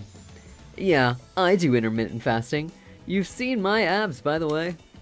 Maybe you can come see them later at my private stage on the other island. You know, IP Island, where all the Hollywood celebs hang out. If you play your cards right, I could give you a private show. Catch you around. His abs are pretty amazing, you gotta give him that. And the blow-up bat, threatening but adorable. Makes for an interesting silhouette. Genius design. He's a psychopath just like the rest of them. You don't gotta give him anything. And we're not best friends. Just because we had a little talk about doing a little talking, it's not an open invitation to go smashing the fourth wall every 5 seconds. Okay, now that that guy is gone and we've got some ground rules established that we're definitely going to abide by, it's time to lay back, take some deep, slow breaths, and... Nope, another shadow. These people will not leave you alone. Let's see who it is this time. Oh, it's Wraith. That checks out. You two have gone pretty cozy. Hi. Sorry if this is, too forward, but, do you want to get out of here? I know a place that's... It's kind of, it's got, well, it's hard to explain. Actually, it's kind of weird. You know what? If you want to go somewhere else with someone else, I totally understand. But if you want to see something weird and interesting, let me know, I guess. You've been around Wraith long enough to realize that this rambling speech was actually him being incredibly brave and asking you out. And before you can decide if you want to go off with Wraith, the Trapper interjects. I demand that you reconsider. Actually, I strongly recommend you do. Wraith is half the man I am. If that, I could deadlift 4 of him wrapped together. He can't even say a sentence without getting flustered. He's off-putting, disquieting, unnerving, bothersome, plus he doesn't even own a thesaurus. I have 7, all leather-bound. Tough choice. You weigh your options quickly because you can only go on one date today, and you also don't want to be hacked to pieces for saying the wrong thing. It's always good to remember that these are all cold-blooded killers. But you know what they say, when life gives you lemons, you make lemonade. And then die a horrible, retching, writhing death after drinking it because the lemons were poisoned all along. Sorry, this island has got me tilted. So who will it be? Obviously, Wraith. I gotta go with Wraith. Wraith? Yes? I picked you. Sorry, I stopped paying attention, and then I thought I was hallucinating. And now, really? Yes, really. Cool. I feel like Trapper is gonna get so mad. Oh my gosh, I got an achievement for picking Wraith. Here's my island hangout. This is what I call the cosmic dump. I know. It's one of those first draft gonna change it later names that just kinda sticks. Dump is being kind. It's a massive collection of seemingly ancient ruins that simultaneously appear to have been recently abandoned. And a little beat up. There are stone obelisks, strange carvings, ritual tables. Is that a car? It's pretty weird. Like a collection of things from different, I don't know, places. You look around in awe, then look at Wraith, expecting more of an explanation. There is a very long, very awkward pause. Try and look cute or break the silence. I guess try and look cute. You dig your toe into the dirt, trying to be cute. Wraith is too oh man. Wraith is too busy averting his eyes and dying inside to notice. Yeah. And after what seems like an eternity, Wraith finally manages an entire sentence. So, do you, what brings you to the island? I want to say... You look at Wraith like he's got the thickest head on the island, and that's, well, saying a lot, because Trapper is here too. You're not gonna explain what this weird place is? Oh, yeah, I forgot. He seems to be leaving something out. Wraith looks at you with his always sad puppy dog eyes, searching for something to say, anything to talk about. He clears his throat. You remember my bell? I showed it to you yesterday. Of course. Wraith pulls it out. The bell, you perv. Well, I just think it's really nice you picked me to hang out with, and, Is he gonna, like, give me the bell? What? Wraith gives it to you. The bell. He gives you the bell. Get your mind out of the gutter, jeez. I want you to have it. Please take care of it. You know how much it means to me. I promise I'll take such good care of it. This is the sweetest gift. Wraith smiles, but even when he's smiling, his eyes seem sad. You smile back knowing what a gift he's just given you. I mean, it's kind of shitty because you can't really do anything with it, but it means a lot. Not to you, though. To someone else. Still, cool gift. You both search for something to say. Anything to talk about. During the awkward silence, you look around the dump, spotting some kind of ritual table, stained with blood and littered with various bottles. Nearby is what looks like some dangerous potions. What is this ancient cult up to? Oh. Looking to shake up this date? Is this a date? Yikes. Anyways, looking to shake it up. Oh my gosh. You approach the potions and pick up the fanciest one. So what will we do next? Oh man, I can't save. I want to say drink that potion. Freedom lies in being bold. You take the biggest bottle of the neatest, nastiest looking potion and gulp it down. It turns out that was not a great idea. Or was it the best idea? That's right. Hydrate. Thanks for the hydrate. Let me chug some water. While we're talking to the water.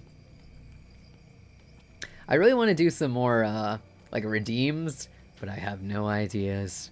None. I mean, I have some, but I don't know how to do them. So we gotta do a lot of research this weekend and figure out how to do some cool ones for next week. That's right. It's me again. While I've got your attention, let me simply remind you, you've got a mission, a purpose, a destiny. Maintain control. If you lose it, take it back. Okay, now back to business.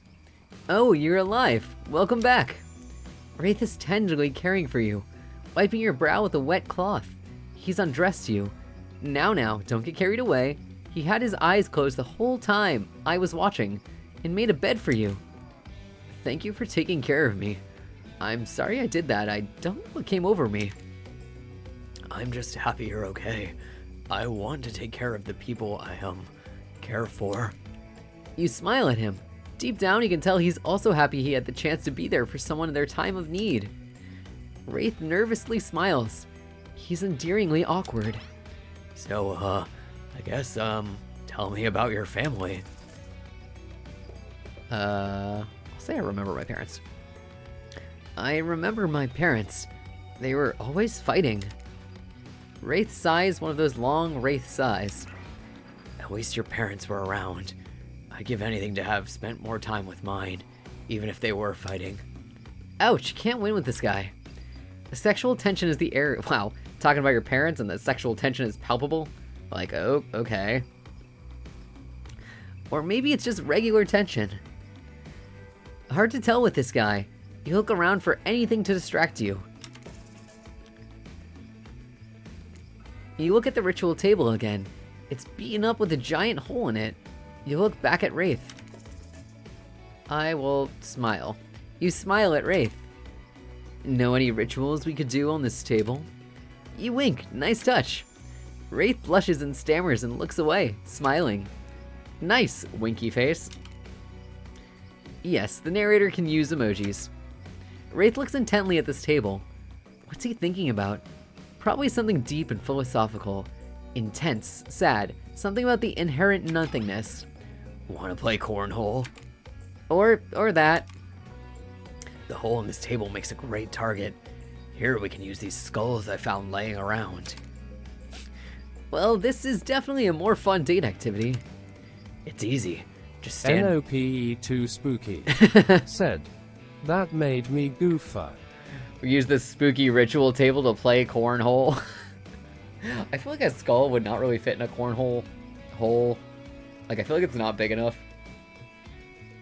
It's easy. Just stand back and, toss them into the hole. Don't worry if you miss. There are lots more skulls around. Toss that little skull. Oh, God. Okay. Oh, that was bad. Freaking doing a minigame to make me cornhole this thing. No, God, it's so fast. God dang it. Don't worry. No one wins at everything all the time. Winning any time is actually pretty cool. I've played this hundreds of times and never gotten them all. I'm just glad to have someone else to play with. You feel like you're finally warming up Wraith, so we unleash the big guns. You wanna play Truth or Dare? Wraith looks mortified, but tries to keep it together. Maybe this is progress? I guess so. I went like Canadian there for a sec. But only if I can ask first. Deal. Truth or dare? I'll say truth first. How about a truth? If you were a plant, what kind of plant would you be? I'll say, great question. Wraith smiles. You're such a kiss ass. I'll say cactus. A cactus, a true survivor. Prickly on the outside, but warm on the inside. Can only be alone and thrive in any climate. Damn, good answer, Fenry. Okay. Dare.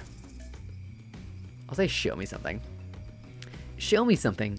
Show me something you've never shown anybody else. Well, you're about to see something many other people have seen. Wraith looking incredibly uncomfortable. I'm sorry. That's a bad dare, too vague. It's just truth or dare makes me feel... Thank you for being patient with me. I need to try to be more open with people. Starting now. Wraith clears his throat. In that way a lazy writer would make him do if he wanted to signify something important and different was coming up. Let's see if we're right. Do you have my bell? I want to show you something. We were right. Take a drink. Is this not a drinking game? Damn. Missed opportunity. Of course I have it. You reach for it. But it's gone. Wraith furrows his brow. I swear I had it. I don't know what could have happened. We'll need to find it for... But Claudette and Dwight burst in and interrupt. Seems like they have a very dramatic announcement. We have a very dramatic announcement. See, I told you so. But it needs to take place at the beach. Oop, I feel real bad about Wraith's bell. Maybe that's like his whole plot arc is trying to find his bell. You arrive at the beach, but something feels off. You can't quite put your finger on it, but you feel uneasy and cold. And here's why. Spirit appears as if from nowhere. Hey, Fenry, bet you didn't expect this hot piece of sass.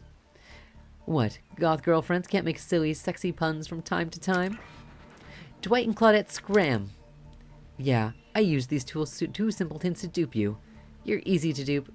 Maybe because deep down you want to be duped. I'm scared I'm gonna get murdered. There's no way Wraith can be keeping you happy.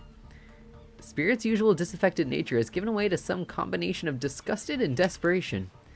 And it's kind of working? Wraith's a fake. He's not even a real ghost. He only pretends he doesn't want people to care about him. But really, that's all he wants. And he wants it more than anything. Ugh, can you imagine wanting something? So cringe.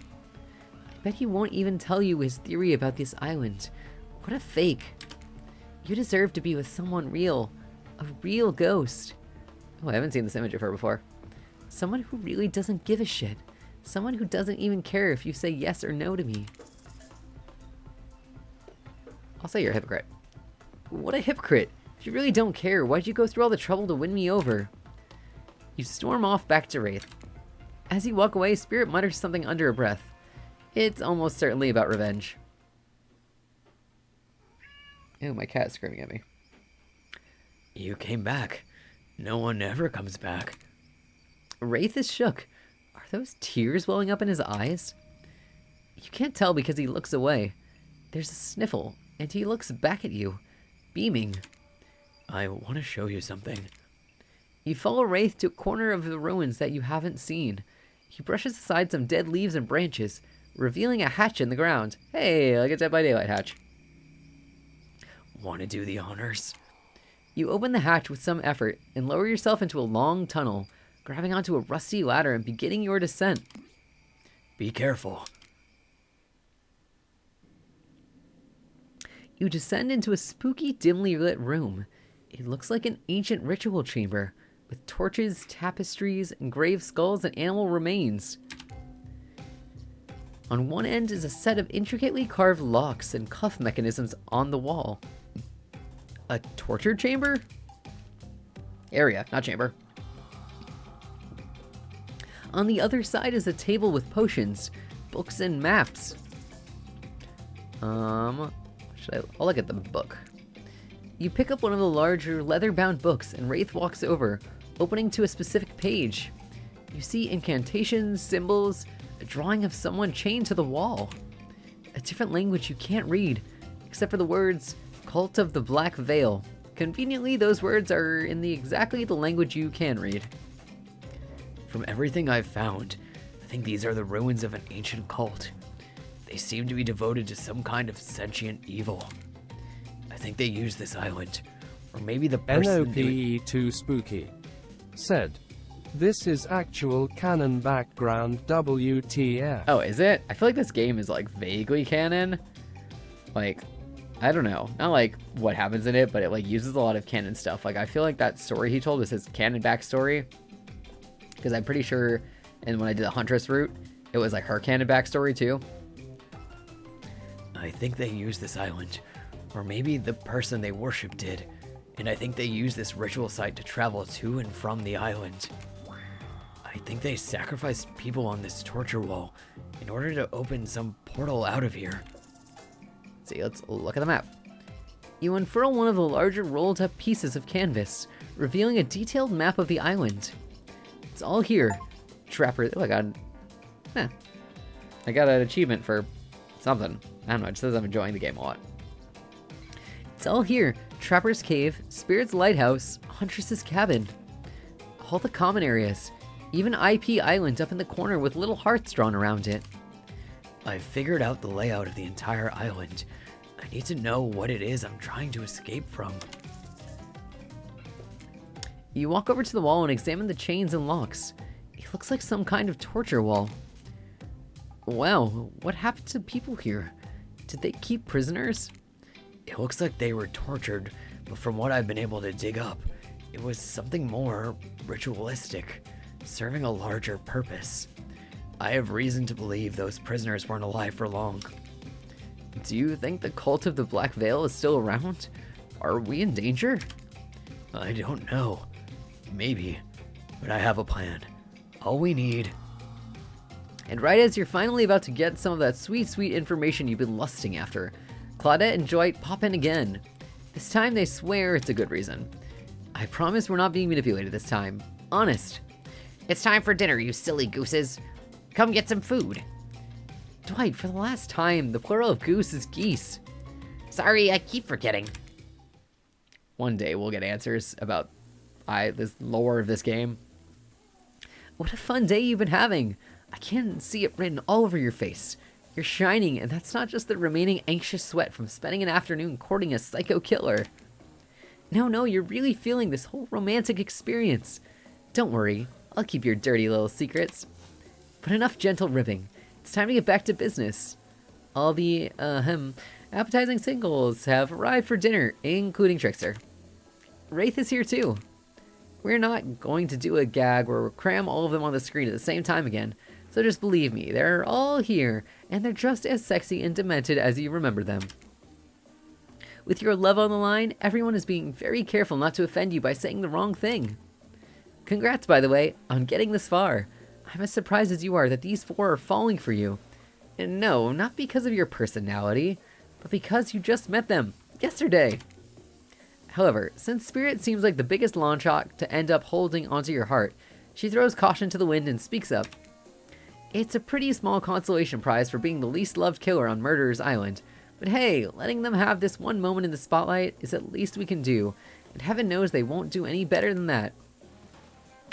Clearly I need to do a little bit more to be part of this group, or I'll be alone forever. However, I don't eat and I like being alone, so I take that all back. I don't care what the group has for dinner, as long as we start with shrimp cocktail. I saw a movie once where these ghosts turned shrimp cocktail into a haunted synchronized dance, and I'm still working on how they did it. We love a Beetlejuice reference. Oh, you mean beetle? Fenry stopped them from saying it. Beetle shrimp? The most rare and delicious type of shrimp. Beetle shrimp? Is this some new species? Because I've hunted many beetle and many shrimp, and I've never heard of beetle shrimp. Of course you haven't. Like Spirit says, they've got hypnotic powers. Anyone who sees them soon forgets. Also something to do with dancing? I wasn't going to say anything that dumb. No, I was going to say... Achoo! Excuse you, Fenry. Now you were saying, Trapper? You've done all you can. I appreciate it. I'm going to have to narrate us out of this somehow. Hold on. Are you afraid we might accidentally recite some spell and conjure a ghost? Because I hate to break it to you, but it's a bit late for that. And then a giant osprey swooped down and dropped a severed head on the table, distracting everyone. Trapper? Oh, Trapper. Hey, I've never seen this particular severed head before. What? This time I'm being honest. Sorry, not my finest work, but something had to be done. We've got to be careful about which cultural references we get mixed up with, is all. Dinner will be served shortly, but certain power brokers would like to know about your day. Would you like to share your day with the rest of the group? You've had an interesting day, that's for sure. But how will you describe it to the others? Say too much or too little, and it could affect your standing with the group. Okay, but don't just sit there saying nothing. Nothing is not an option. I'll say I had a great time. It was a blast. We had a great time and played cornhole. I won't tell you who won, but we both did, in a way. Everyone rolls their eyes. Talk about sexy. No, really. If you're gonna tell us a story, talk about something sexy instead of whatever that was. Wraith smiles. You're strangely good at getting him to do that. Dwight and Claudette bring out dinner. Everyone eats in silence. No one trusts anyone now, and they are all very tired. Oh wait, no, sorry. That's a dreary supernatural horror thriller set in Antarctica, not a charming parody dating sim set in an undisclosed tropical paradise. Bony appetit. Don't you mean bon? No, almost everything we serve has a lot of bones in it, even the vegetables. Impossible to avoid on this island. Everyone eats without speaking. Tensions are rising, both of the sexual and deadly variety. When everyone finishes, Dwight and Claudette come back to clean up the table. They linger around you as they pick up your plate, take your napkin, and dust crumbs off the table. What would you like to say to the servants? I'll just ignore them. Is there anything else we can do for you? Anything at all? Anything? A manners book, perhaps? It's fine, we're used to this kind of shabby treatment here on Jerk Island. Everyone, would you please be so kind to follow us to the fire pit? We greatly appreciate it. We've been told something big is going to happen. Something that will change everything. You can go willingly, or you can go unwillingly. You have no choice. Tough cookies. Did you have a choice? Oh, did you have a choice on how you said that, dweeb? Yes, and I immediately regret how I did. Good. Something needs to change around here. Fire is rebirth. Fire illuminates the soul. I hope the fire isn't too smoky. Smoke hurts my eyes. I have pretty sensitive eyes. I'm also horribly afraid of it. The fire, I mean, not my eyes, because of childhood trauma involving fire. And finally, everyone starts moving towards the fire pit, if only to get away from Wraith's complaining. You take a seat on a comfortable log, feeling the fire's heat against your skin, and wait for the other killers to take their place, wondering who will want to tell a story this time. Will narrator tell a story? I bet they've got a stunningly creative mind. Hey, you think, are they allowed to simply place thoughts in my mind like this? Doesn't seem fair. Everyone knows their way in, but something unexpected happens. Nothing. Nothing happens. Something always seems to be happening here, so nothing is probably not a great sign. Oh cool, and now everyone's looking at you. So, do something. Should I pick someone to tell a story?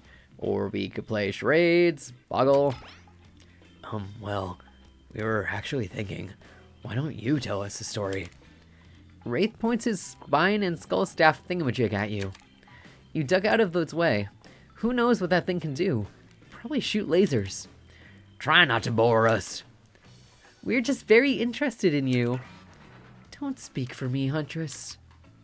Now you can't tell if you're warm from the fire or if it's your nerves heating up. I know that the fire is right here, but maybe if we could oh my gosh. Maybe if we could stop talking about it all the time, we could start to pretend it's not here and doesn't, threaten to burn us all alive. He's not supposed to hear me. Get out of here, Wraith. Fenrir is about to make up an important decision about telling a story or not. Sure, I'm game to tell a story.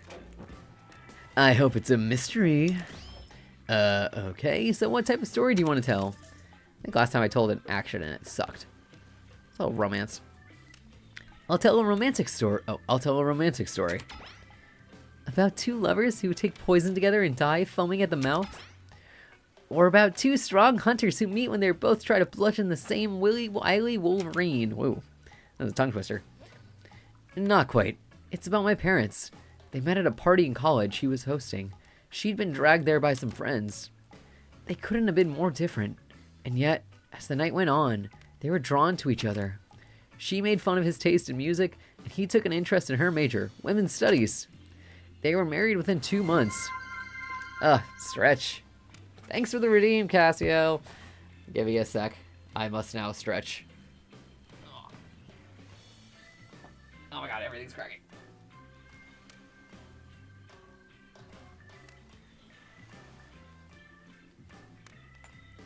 Oh my god. I feel like Cassiel Aurelius said, Cassie 115 bongo. I almost turned off the it describing the emotes, but I kind of love it. But literally every joint in my body just cracked. They were married within 2 months. But soon to know if you can trust... Oh, bit soon to know if you can trust someone, don't you think? It's so sweet. Exactly. I learned a lot about love from them. If you know, you know. Some people don't need years to get acquainted with their partner. Love could spark from a mere look across a campfire. Now you've got their attention. Each killer is furiously attempting to catch your eye from across the fire pit. Except for Trister, who has wandered over to the bar and is loudly playing his own music on headphones to drown you out. Why won't Trickster let me love him? Okay, that was not a very good story. I don't mean to insult you, but it was actually quite bad. Sorry, but this narrator keeps it real. We can't just end there. So who else would you like to hear a story from tonight? You look from killer to killer, trying to decide who might be the most entertaining. Here, let's do a Trapper story, I guess. Trapper surprises everyone by immediately stepping up and unironically taking an orator's posture. There was a young man who loved his young wife, and the child they had gave the lovebirds a happy life. But one day the couple went out for a swim. Mother didn't return. The boy only had him. Why is this like a poem? Some said the currents took her away, yet others said different, pointed the husband's way. For the young man was fearless, cunning, and smart, and he had many goals, both grand and bold. Easier, they'd say, done with a fresh start. A wife with her own dreams wouldn't help him at all. Lucky for him, hers drowned in the streams. Neighbors only whispered through a crime so great, for no one ever accused him, lest them meet the same fate. That was different. How do you react to his performance? I'll applaud. It was a good poem, I guess. Hurrah! You stand and clap loudly. Trickster takes out an air horn and blasts it. Quiet! Trapper is disgusted by your displays of joy. Poetry is meant to be perceived internally, not enjoyed. Anyone else exhausted trying to keep up with what makes these killers happy? Yes, it's me. I'm exhausted.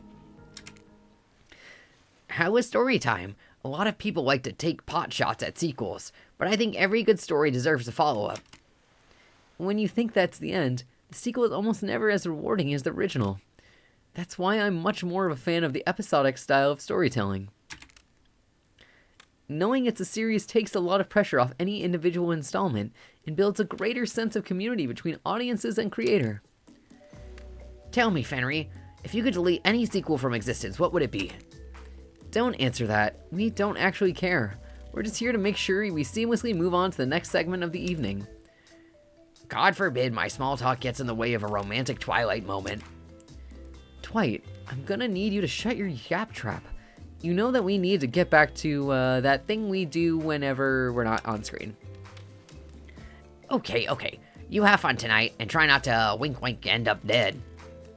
Why did you say the words wink out loud?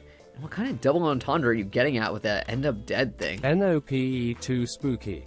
Said. Fingering each other. Basically. NOPE too spooky. Said. That's what they do. Did you not hear earlier? They try to kill each other in interesting ways. But I mean, they could also be doing other things. Oh, thanks for the hydrate, Redeem Mirror. NOPE And stretch. too Okay. spooky. Said. Oh shit, weirdos. Okay, let me stretch again. Maybe I'll have it crack a bunch. Hey.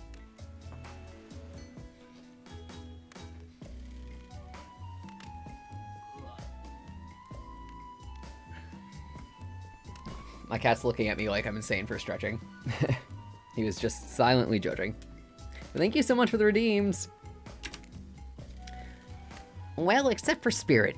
She doesn't really belong here. She's strictly a victim, not a perpetrator. No wonder she's pissed. Did I hear someone trash-talking Spirit? Tell me in. What do you say we take this talk to the hot tub so I can soak this bod while I roast that ghost with some killer hot takes? Please, enough talk of burns. Things that are lit or getting blazed. It's enough that these activities have to be set next to a literal fire. Must I be surrounded by figurative flames as well? What if we turned and ran as far away from this place as we could? Just you and me. On those spindly legs? You could probably tire before you got too far. If it's running away to someplace more secluded Fenry is after, they should obviously join me. Have you seen these legs? Pure power. Not that my walk speed really reflects my giant stature, but that's because I choose to move slowly for stealthy reasons. It's my own choice and it's completely logical. Why is everyone so obsessed with comparing themselves to each other and creating drama? I'm so over that. Don't you get it? Society wants to trick you into fighting with each other so that corporations can swoop in and sell you fake solutions to all those fabricated problems. I'll be sitting in the shade and drinking something locally sourced while thumbing through a public domain novella printed on recycled paper because I refuse to play their game anymore. It's like she's actively trying to be as unappealing as possible. Does it really turn anyone else on, or just me? Despite Trapper's insatiable appetite, it seems his attention, along with the attention of everyone else, is still on you for the moment. If you could, I don't know, just pick one of us. Maybe we could all move on with our lives, or some special projects we might have going. You heard him. Who will it be? Who will you head off with for an evening activity? I'm just saying, you might not get a ton of chances to date around like this before your time on Murderer's Island comes to a close. And no, I'm not satisfied with that name either. But with this streaming reality TV dating show boom happening, it's pretty much all that wasn't taken. Which killer will you pick? And yes, we're back to excluding Trickster because, ugh, that guy. I love Trickster. If I could pick Trickster, I would pick Trickster. Wraith? I knew you'd never pick me. Who am I kidding? But I did pick you. Wraith immediately turns and runs away. It's not like he didn't tell you what you were getting into. Well, follow him. We're chasing down our man. You catch up to Wraith, and, as usual, he appears a little anxious. Hey, you seem a little off. What's wrong? Wraith stops and tries not to look at you. After a moment, he relaxes. You can tell, huh? You, must be getting to know me pretty well. There's that big sigh again. Sorry. Sometimes I get too in my head. You nod understandingly. Well, maybe there's some way we can get you out of here. Throwing a frisbee. We're on a beach. We could throw around a frisbee. Well, it's dark and I don't really like sports. It's like you know nothing about him. Disappointing, Fenry. Ugh. But who knows? Maybe it'll work. Wraith grabs the frisbee. Looks at it like it's a moon rock or something, then tosses an absolute bullet straight at you. You're so shocked at how absolutely sick that throw was, bro. This dude can really handle. In fact, you're so shocked you duck out of the way of the incoming disc instead of catching it. I thought you weren't good at this. Oh well, it's really just the Bernoulli principle. The gyroscopic inertia of a spinning disc. He talks at you for about 5 minutes before running out of steam and realizing you haven't walked off like any normal sane person would have.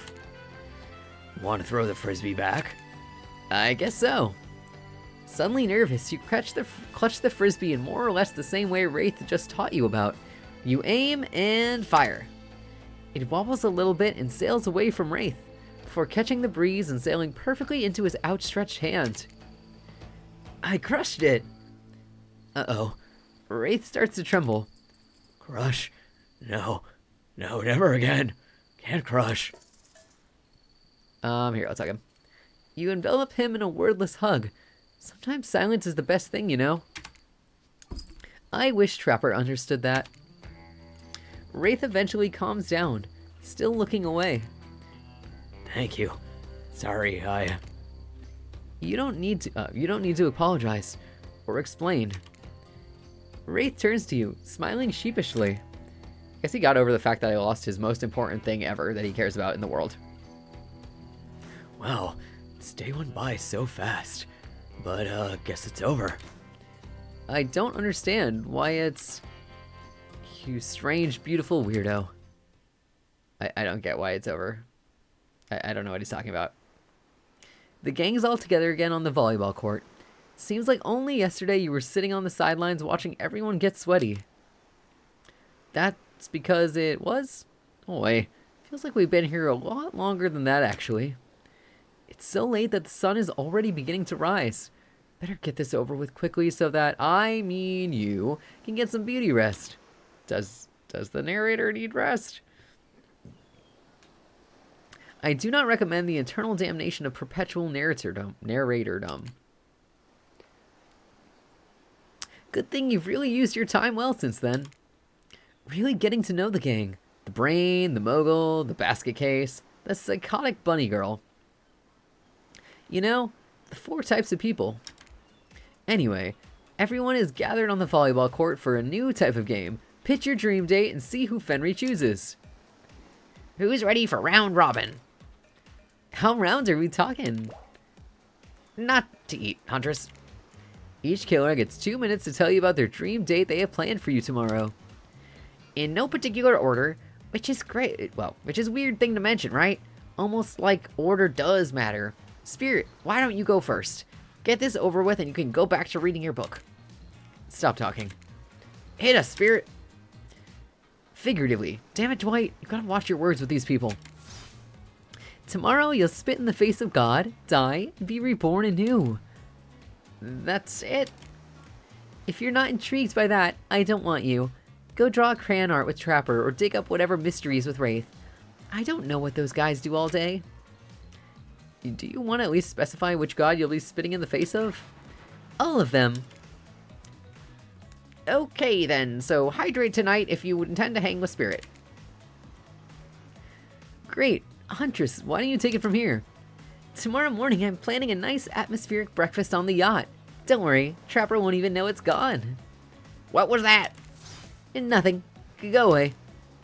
Then, boy oh boy, I've got such an adventure planned. It involves hunting for treasure. What kind of treasure are we looking for? Guess you'll have to pick me to find out. Let me tell ya, it's primo stuff. Now, if you don't mind, I've got to start preparing, because it's clear already that you're going to pick me. Confident, mysterious. I like it. Trapper, without further ado, would you like to make us all uncomfortable by pushing the boundaries of what's acceptable not only in polite society, but within the narrative of this in-world event and also the larger meta-narrative of a Dead by Daylight dating experience? Sometimes you just gotta say it. Why, yes, thank you, I'd love to. So, Fenry, you're thinking of picking me. Well, this is your final warning. Pick me and be punished and rewarded. Tomorrow will suck, probably. I'm not an easy guy to get along with, I know that. But I can tell you this, I'm hiding a secret on this island that'll make fans shit themselves with excitement.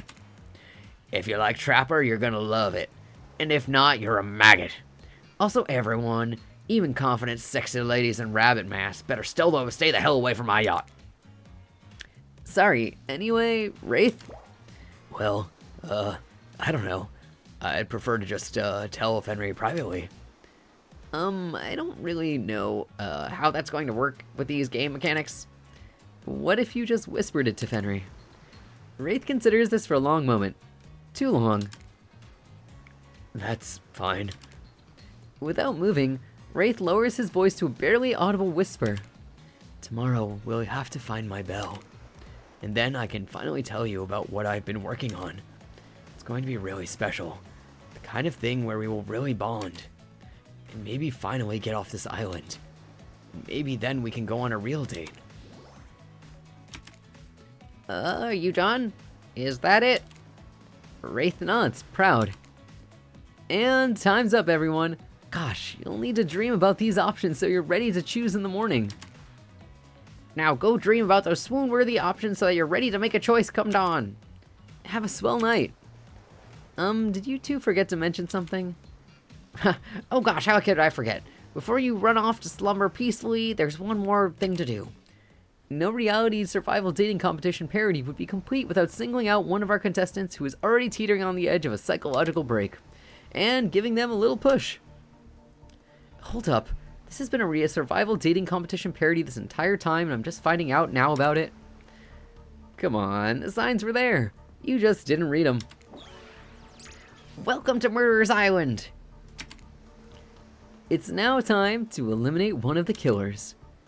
Oof, it's like a butchering, but it hurts even worse. You can't kill a killer, but can you break their heart?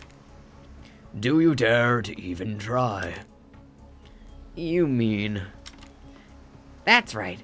Tomorrow one of these sexist slicers does not be eligible to take you on a date. Who's it gonna be? But why? Because it's dramatic? Because it's surprising? Because it's a classic reversal of fate? And it will hurt someone's feelings. Someone dangerous.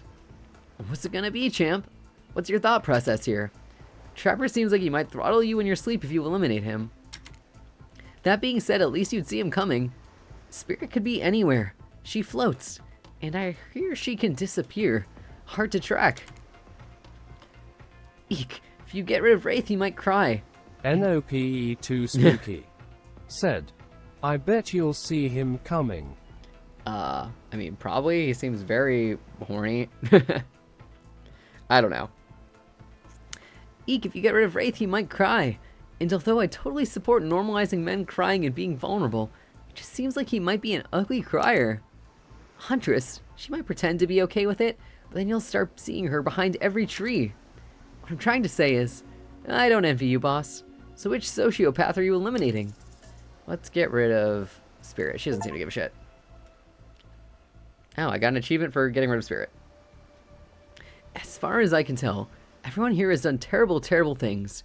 Trapper, Huntress, Wraith, you're killers. Sure, you're each quirky and cute in your own way, but that doesn't change the fact that you kill. You've killed in the past, you'll almost certainly kill again. I get that. I can work with that. But you, Spirit, I don't know what the hell your deal is. You don't seem to deserve to be here. At least not on the outside. Oh god. Okay. Gonna make me sing voice act. NOPE too spooky. I bet you were Said. saving that. BWAHAHAHA.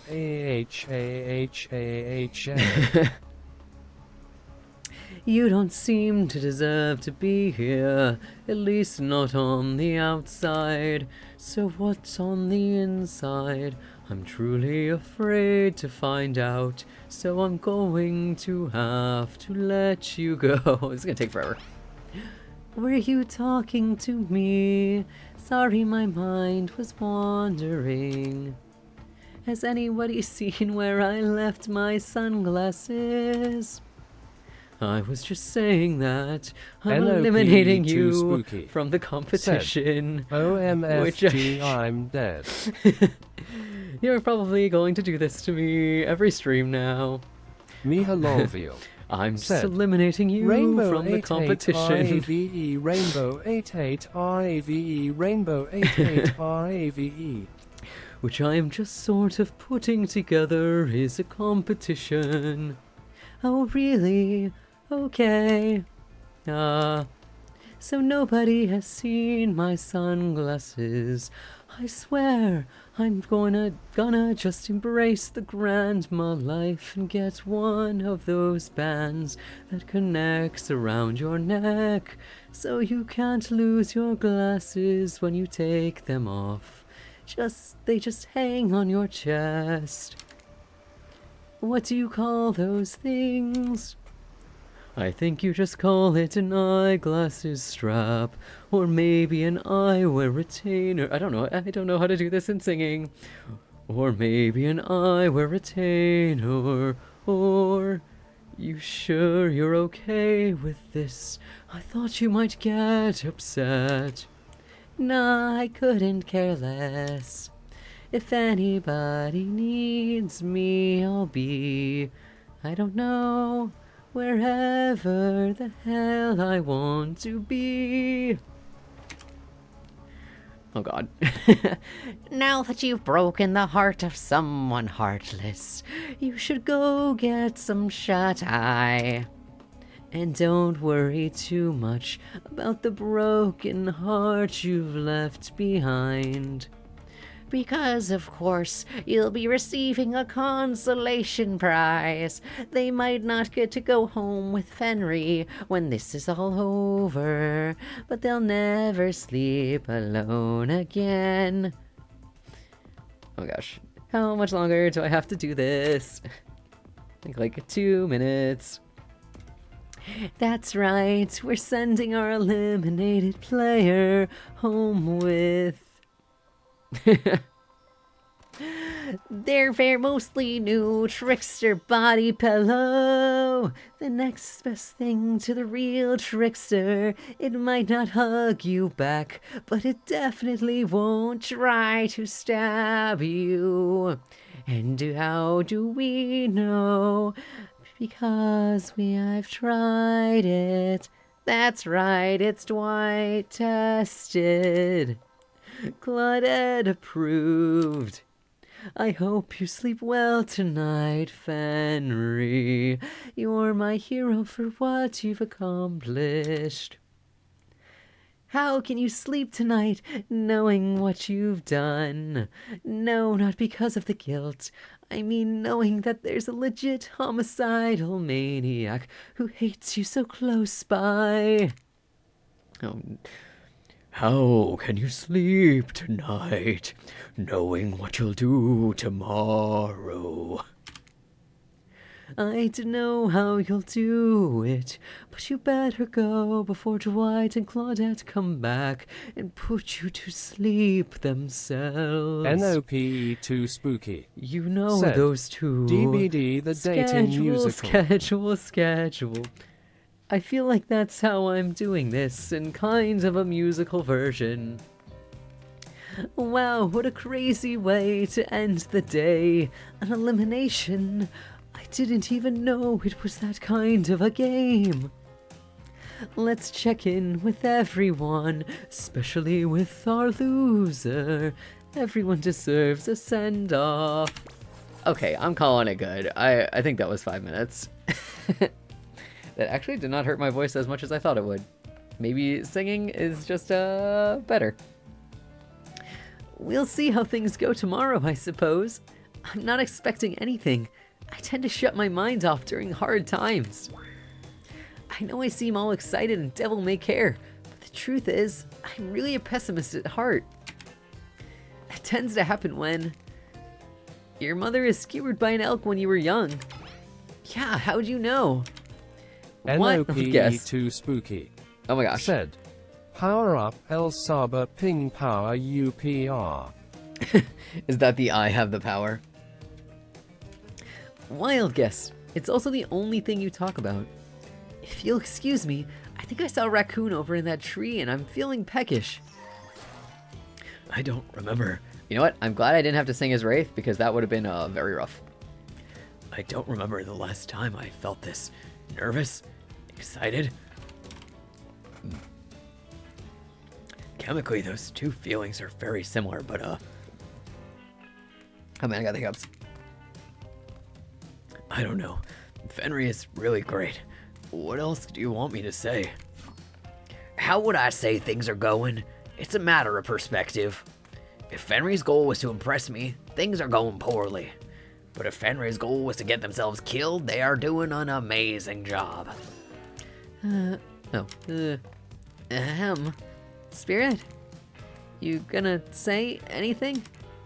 No, you're just gonna clean your katana and silently stare out ahead in the medium distance like that all night? Look, the katana is clean. I mean, not really. It's completely destroyed and held together with ancient magic, but it's not getting any cleaner, that's for damn sure. What? No, you're not part of this. You don't get a confessional. It's cool, man. I'm not part of anything, you feel me? I'm not a cog in anyone's machine. I'm my own machine. This whole thing is pretty cute, though. Charmingly low budget, old school marketing vibes. Not gonna lie, kinda wished I wasn't so busy right now. I'd definitely be down with a reality show dating-style dating competition with survival elements. But I got my new album, upcoming tour, finalizing the new sneaker line, producing a limited series on my own life, starting a new social media NFT crypto app, and doing these private gigs over at IP Island. My dudes, you gotta come check it out. IP Island is dope. It's where the real killers are hanging out. Fully licensed, no legal drama. Lawyers, take a hike. I'm gonna tell everyone that Trickster said that about them, don't worry. I'm talking your favorite established characters from all over pop culture that you can't be seen on this island. Hell, you probably can't even mention them, like Ghostface. Don't say it! Look, we get it. You're very popular and in demand. But we have a game to get back to, and I don't want to get sued. Ghostface. Come on! Whatever, I don't even care. I'm the Trickster. See you around, Fenry. YouTube narrator. I have a name, you know. You do? Yes, seriously. They do not pay me enough to deal with you people. Is it my turn? What? No, it's not your turn. You're sentient water. How are you even sitting in that chair? What's a chair? It's the thing you're getting all wet. Now it's gonna smell like mildew. Okay. Rude. Fine, let's just get this over with. It's your turn, Ocean. Do your check-in. Check-in? I was just looking for the bathroom. Bathroom? Are you serious? It's down the hall to the left. It's okay. Never mind. Never mind. What does that mean? Oh no, not you two. This wasn't meant to be confessional time for literally every character in this game. It's okay. We don't have to confess anything. We've just been working our asses off for 2 days straight and wanted to sit down somewhere. This chair is wet. Yeah, I think the ocean just peed on it. How is that You know what? I don't care. You two are looking pretty pleased with yourselves. I've got something to confess.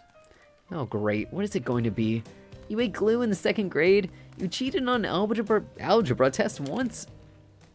Watching Spirit get eliminated was the first time in this unending spiral staircase of pain that is my life that I felt even a modicum of joy.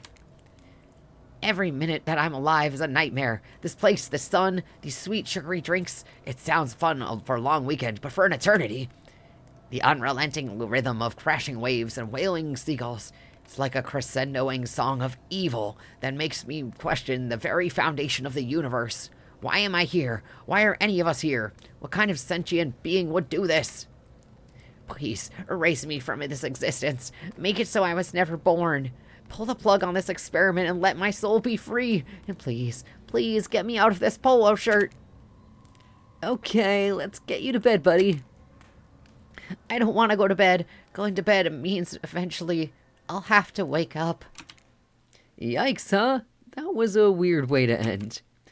Oh well, what are you gonna do? You let the camera roll long enough, somebody is bound to say something crazy. Anyway, seems like everyone's had their shot to annoy me tonight, so hit the hay and get some rest. Tomorrow's gonna be a doozy. I'm pretty sure this game only has like 3 days, so this is probably like the last day. We're totally gonna finish this today. I'm determined, even if it goes after my normal time. Soft sunlight warms your skin, nudging you awake. Also, you're using a killer crab as a pillow, which it's sort of okay with. What's that? You don't know about the killer crabs? Oh, right, you didn't go on Huntress's date. You really missed out. It was thrilling. Or I guess it would have been. You'll have to play the game again to get that reference, I suppose. I got that reference from our last playthrough with Huntress. We had killer crabs attacked her cabin, and we had to beat the shit out of them.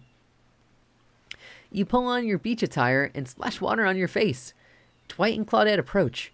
Is that look on their faces excitement? Terror? You notice your stomach flutters with butterflies. Someone's in love.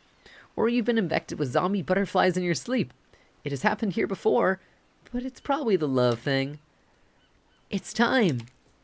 Ooh, I gave her a very, different voice. Claudette gestures over to the beach where the killers all stand flanked by tiki torches. It's a scene very reminiscent of a TV show you used to hate watch with your ex. Suddenly, the message is clear. You're going to declare your affections for a killer in front of several other killers. Hey, isn't Trickster supposed to be here? They paid him good money to make some half-assed cameos in this show. I'm gonna chew his agent out. But before they walk you over for the big moment... A little birdie someone told us that someone in particular has an extra strong crush on you. And another little birdie reminded us that you've been kind of a dick since you've been here, and we reserve the right to withhold that information, even if it leads to you making a terrible decision that gets you murdered. Oh, hey, since I was nice to them in the last one, they told me who had a crush on me. In my Huntress playthrough, even though it was very obvious. So are you ready? Of course you're not, but too bad, we're on a schedule. You make your way over to the row of hotties. Claudette and Dwight stand off to the side, hands behind their backs. It's been quite the 48 hours, but there are clearly sparks in the air, and I'm not just talking about this rusty chainsaw, though I do recommend staying away from the sparks. It's time for a newcomer to confess their love. Wait, I have to do a drum roll for this. No you don't, but who cares? Fenry, who do you choose for your solo date? Can we at least do the flower thing? Dwight, I thought we agreed to keep that between us. No, not that flower thing. Ooh. The thing where the suitor gets a flower as a symbol of their contestant's love and affection. Oh, right, I suppose. But no roses, they're such a cliche at this point. Well, that's good, because I tried to pick a rose and got an ouchie, so I settled for these. Oh, those are cute. Beautiful. You've done good, Dwight. This is a lovely bouquet. I hope Dwight saves some of those for Claudette. They're a thing, right? You're getting that vibe too? Just me? Sorry. You've got other things to think about right now. Fenry, who do you select to receive these flowers and spend the day with you today? Well, obviously, Wraith. Tell me the secrets of this island, sir. Or actually, I think they were they, them. You. You turn to Wraith and let out a sigh. Wow, are you becoming more like him? Wraith, Since I got to this island, I have been drawn to your quiet nature, your unassuming good looks, the nervous energy you bring to every situation, no matter how normal and mundane. I love the way your brain works. I love the way your body moves. I love how we are together. Wraith looks like he just watched the Earth explode from an orbiting space shuttle. His mouth hangs open a little. His eyebrows twitch. No one can tell if he's too excited to process or partially dead. Got anything to say, Wraith? Sounds about right. Let's go on our solo Wraith date. As you board the yacht, Wraith is unsurprisingly quiet, but the awkward vibes are down by the 60. Good job, I guess. Why are we on the yacht? It was nice of Trapper to volunteer his yacht for the start of this day-long date, but it's a bit dismissive of him to say that you two were so boring that the yacht itself wouldn't even notice you were there. What would he know about fun anyway? He wears an old-timey one-piece bathing suit like the strongman from some bygone carnival. Come to think of it, that actually is a little fun. Wraith just has a regular old button-up shirt and shorts on.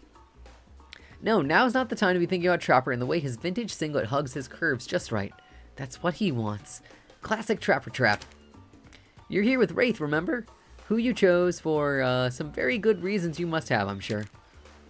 You cast all other thoughts out of your mind and stand at the edge of the deck, looking out at the ocean, wondering what's out there, where you even are. The gentle rocking of the waves feels comforting as you turn your face to face your paramour. Wraith can barely look up at you. Is it nerves or something else?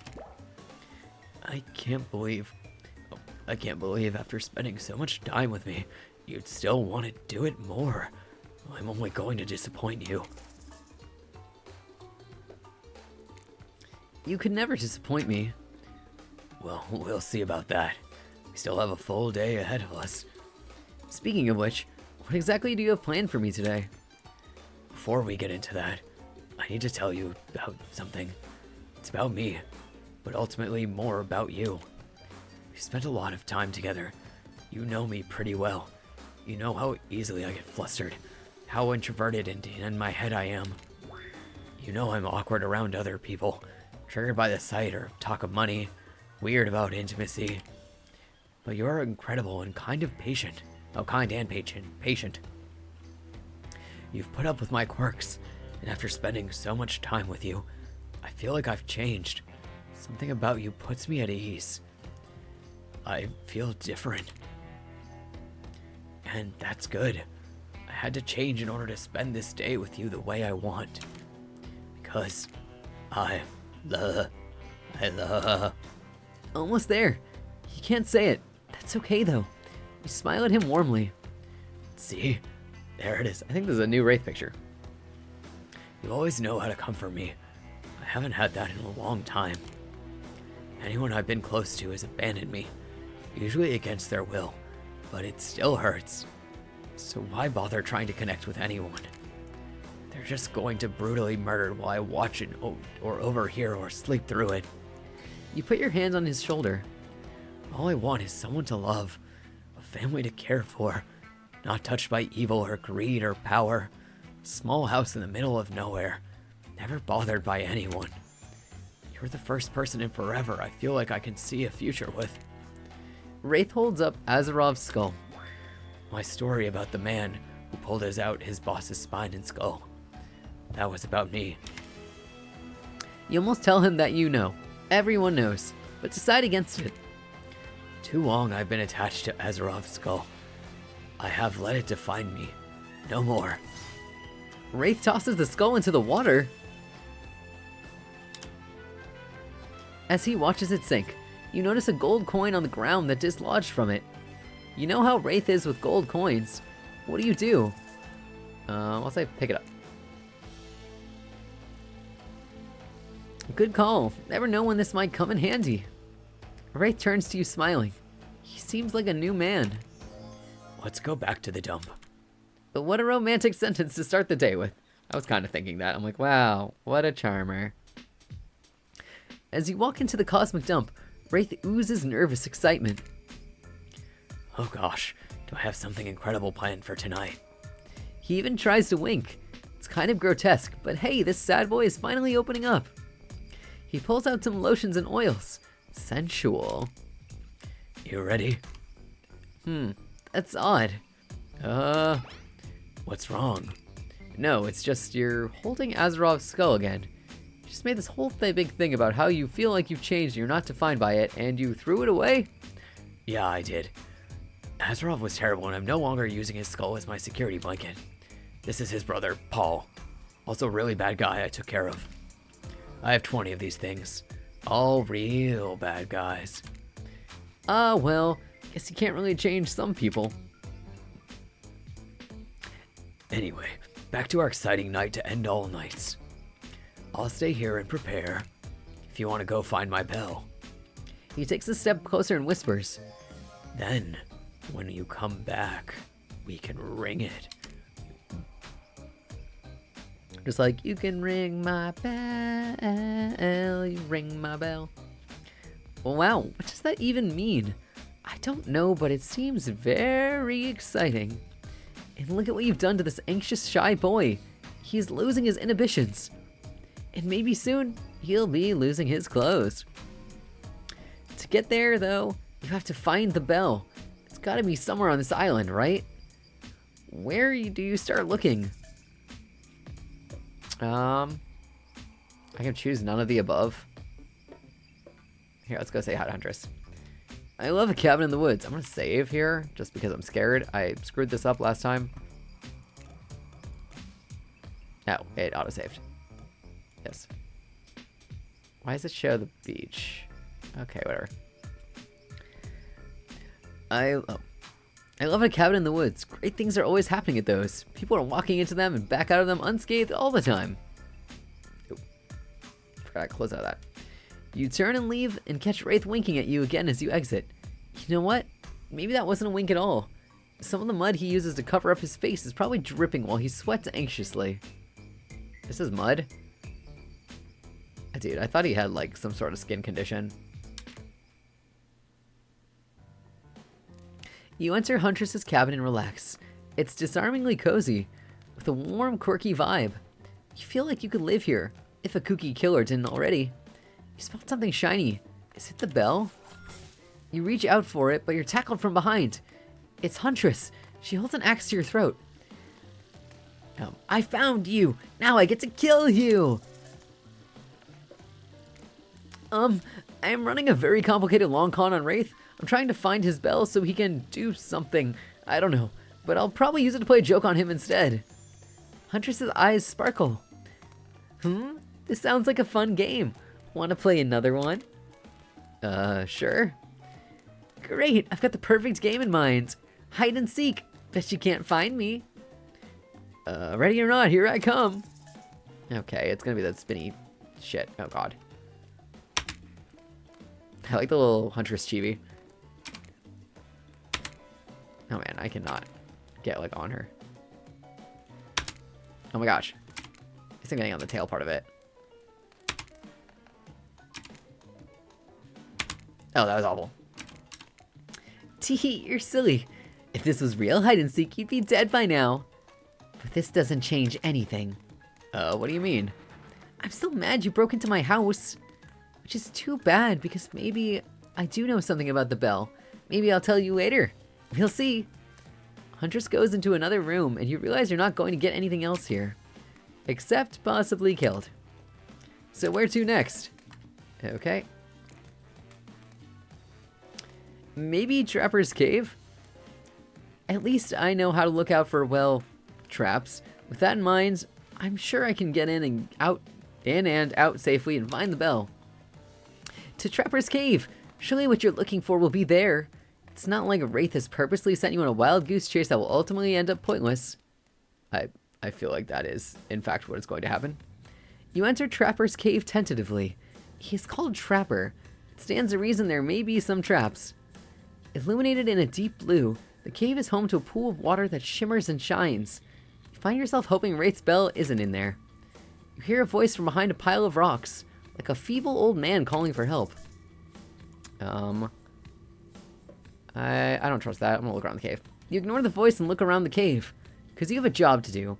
Hey, maybe play this again to find out who the voice belongs to. Oh man, well, whatever. Just saying, could be fun. Oh, what's this? You found a gold coin. I want to take that coin. I feel like these are important. Seems like a good choice. Ooh, there's something shiny else next to it. Is it the bell? Then again, this is Trapper's Cave. Trapper, you know him. The trap guy. The guy who loves to leave traps. I quit while I'm ahead. A hulking shadow falls over you. You turn to see Trapper. Smart, that was a bear trap. He raises his cleaver. Give me one reason why I shouldn't do this. I want to also go with the pranking Wraith. It's a long story, but I'm basically running a long con on Wraith. I'll break his heart later, but for now I need to find his bell. Trapper lowers his cleaver and smile. Dude, everyone's like, yes, we will prank Wraith. Get rid of Wraith. Now you're speaking my language. Bell, huh? I think Huntress may know something. Or maybe Spirit has some idea. I don't know. If I'm being totally honest, I've already stopped caring. Now get out. So where to next? Lighthouse. I suppose I could check out the creepy black lighthouse on the edge of the island. Lighthouses usually only have one big room at top, so that should be easy to search. See the black lighthouse. Surely what you're looking for will be there. It's not like a Wraith has purposefully sent you on a wild goose chase that will ultimately end up pointless. I feel like he has the bell. I want to save again because I have fear in my heart. I feel like it's not saving. Oh, maybe it is. You arrive at the Black Lighthouse, optimistic and full of purpose. You don't see a bell anywhere. Oh. Hey. Spirit, hello? Nothing. She's nowhere to be found. Let's be honest, her heart was never really in the process, was it? You start poking around, wondering if Spirit took the bell and hid it somewhere around here. Oh hey, hot stuff. Turn to see Trickster, casually posed, light reflecting off his perfect skin, all of his too many abs glistening perfectly. Doing some snooping? I'm looking for Spirit. Me too, actually. We were gonna do face masks and I told her I'd show her around my stage over on IP Island. It's tight. All the killers who couldn't clear to be in this game are hanging out over there. Just out of view of you and any interested party's lawyers. Having a blast, doing shots, making content. Oh my dude, you've got to meet my good friend. Nope, stop right there. Not getting sued over a dating sim. I feel that. Hey, have you seen Wraith's bell anywhere? I'm not gonna lie to you, friend. I have no idea what you're talking about. Oh, who? But, you maybe want to hop over to the other island, check out my stage? I do, but it won't let me, probably. Sure, maybe Spirit's already there. Trickster smiles. Just as you're about to ask how he plans on getting you there, you blink and... Oh my god, am I actually going to IP Island? You're there! Trickster's private stage on IP Island. And it's empty. Yeah, I mean, it's hella early. Everyone is sleeping and recovering from last night's rager. You know what? I feel like he's lying. Maybe he has 0 fans. Things don't really get going here until like near midnight. So I'll have to wait till then to have any fun here? Trickster smiles slyly. Oh, I wouldn't say that. How about you leave me alone for a second so I can, you know, freshen up a little first? Trickster likes that idea. Oh my god, I don't know what I'm doing with his voice. As soon as that horny weirdo leaves, you drop the charade and look around for the bell. Nothing. Worried your cover might be blown, you dive into water and begin this long swim back to the Black Lighthouse. Let's not do this much physical work again, okay? Oh, that tickles. Ew. As you dry off and catch your breath, you ponder your next move. You've already searched the spots that Huntress and Trapper hang out, and now you've also searched Spirit's spot, and by sheer dumb luck you've even bumped into Trickster too. I'm sorry, I shouldn't have called you dumb. It looks like you're just going to have to admit defeat on this one and head back to Wraith empty-handed. You tried hard. You really did. If you were a game, I'd give you a good review. That being said, Wraith is, well, I don't want to say unkind, because he has been really nice this whole time, but there is that whole spine-ripping thing. You enter the ruins of the Cosmic Dump, prepared to deliver Wraith the bad news. I feel like I fucked up because I got coins at all the other ones and did not get a coin for, this one. I know he seems sweet and shy and like he's not a killer, but he totally is. Is there a chance he could kill you? The place is empty. Whew. Wraith must be off somewhere, still preparing. Ugh. What are you gonna do? You still haven't found the bell. I don't know, I'm trying to figure that out. Who are you talking to? Huntress pops up from behind one of the giant obelisks, smiling behind her mask. I followed you back here. It was fun, like a cat stalking prey. Oh yeah, that sounds fun. After you left, I was thinking, I want to tell you about the bell. Oh my god, Huntress, thank you. But it's going to cost you. You empty your pockets and hand over all your gold coins. Ooh, sparkly! Okay, so Wraith's bell. I saw Spirit with it yesterday. She was walking back from here and she says she was eavesdropping on your date. So when you weren't looking, she stole it to sabotage your budding relationship with Wraith. I think she said something about a cringy truth or dare game. I think they had a fling or something and she's still mad about it. Or not. Who cares? She's definitely mad about something. Even though it's rusty and old, it's still kind of shiny, so I offered to pay her for it. But she said she had the perfect spot for it picked out, at the top of her lighthouse. Oh great, I need to go back to the lighthouse and deal with Spirit. Tell her I'd still buy it from her. Oh great, I need to go back to the lighthouse and deal with Spirit. No, I just said that like twice. You return to the lighthouse and head right upstairs. No more messing around. And this time, Spirit is waiting for you. Word on the street is you're looking for me. Did you have tricks to distract me? Spirit rolls her eyes. You're really piecing it together, huh, Sherlock? Alright, whatever. I messed with Wraith a little. I'm so sorry. It does not sound like she's actually sorry. So you want Wraith's bell? How about we play a little game? I call it, don't look into the light or die. You can only open your eyes when I'm blocking the light. If you look directly at it, I'll die. I'm gonna save because I don't trust anything. Bam. Yes. No, I think it auto-saved. Wait. I'll die? Precisely. You're much smarter than you look. No offense. Stop on Spirit and don't look straight into the light. If you look directly at it, your brain probably won't survive the stress. I don't get what that means, but okay. Oh man, that was bad.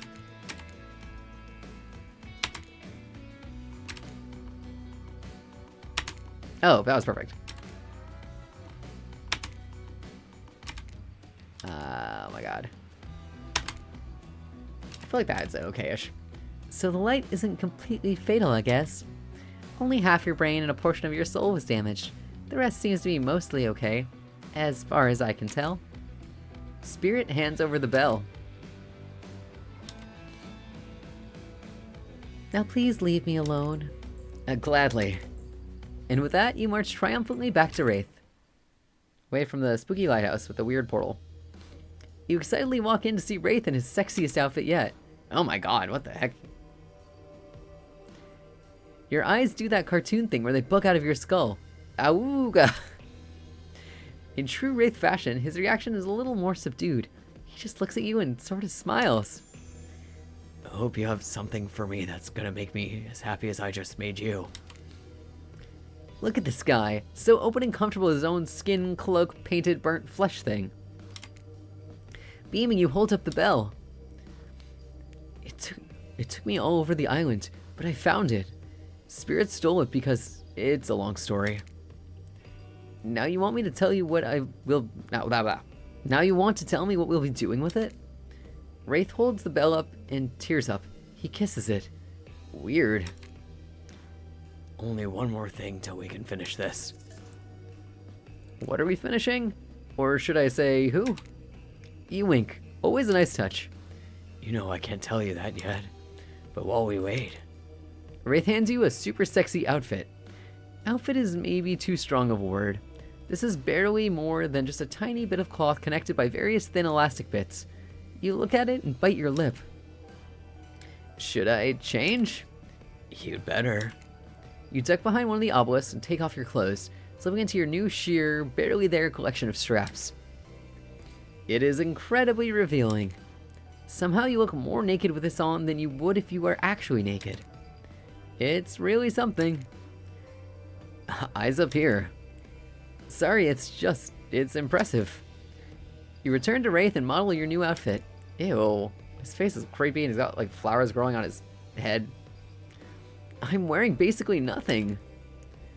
Oh, you just wait. Oh, just you wait. I feel like he's gonna sacrifice me to some god or something. The lights dim. Oh dang, is this what you've been waiting for, you little freak? Relaxed and confident. Wraith is a totally different person than the introverted loner you met when you arrived on the island. Are you ready? I want to give you my heart. I'm ready. The lights go out.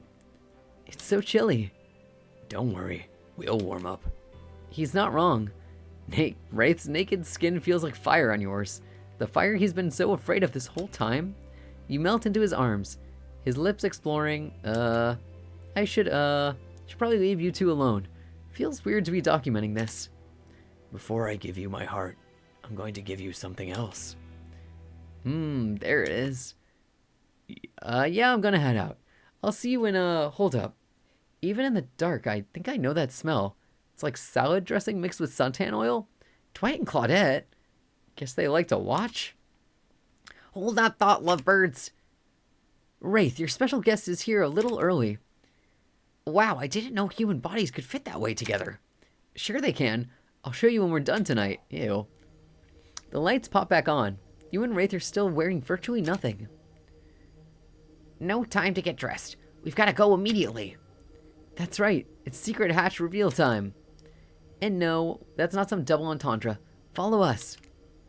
Dwight and Claudette disappear into an open hatch in the ground.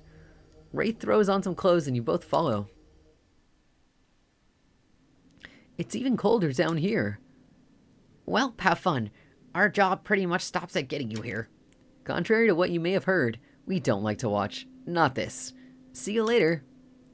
They climb up the ladder as you turn around. Oh my gosh. It's an old lady. Across from you stands a very old Nigerian woman. Grandma Abby. Philip. They embrace. You're suddenly very aware of how exposed your skin is, and how chill you are. Forgive me, Fenry. This is my grandmother. Abigail, pleased to meet you, Fenry. So, You're the one my little Philip has chosen. Interesting. interesting. What does that mean? Do you need to earn the respect of Grandma Abby now? I can't wait to get to know the person my Philip has decided to give his heart to. Come, help me make drinks. You go with Grandma Abby. I have to prepare the bell. Happy to, Philip. Wraith looks sheepish, like he's reverted a little back to his old self. Oh, yeah, I guess I never told you my real name. Philip Ojomo. You bow deeply. Nice to meet you, Philip Ojomo. Wraith laughs. He grabs the bell and leaves. Grandma Abby takes your hand and guides you to the table with potions. Come, let's get some refreshments. I'm an old lady and it's not so easy for me to mix these exactly. My hands just aren't as steady as they once were. You'll need to help me pour. Now it doesn't seem like the time for questions like, what is this? Or are we supposed to drink these possibly poisonous liquids? Just get to it. Fill that cup up. Oh man. There's so many of these spinny games.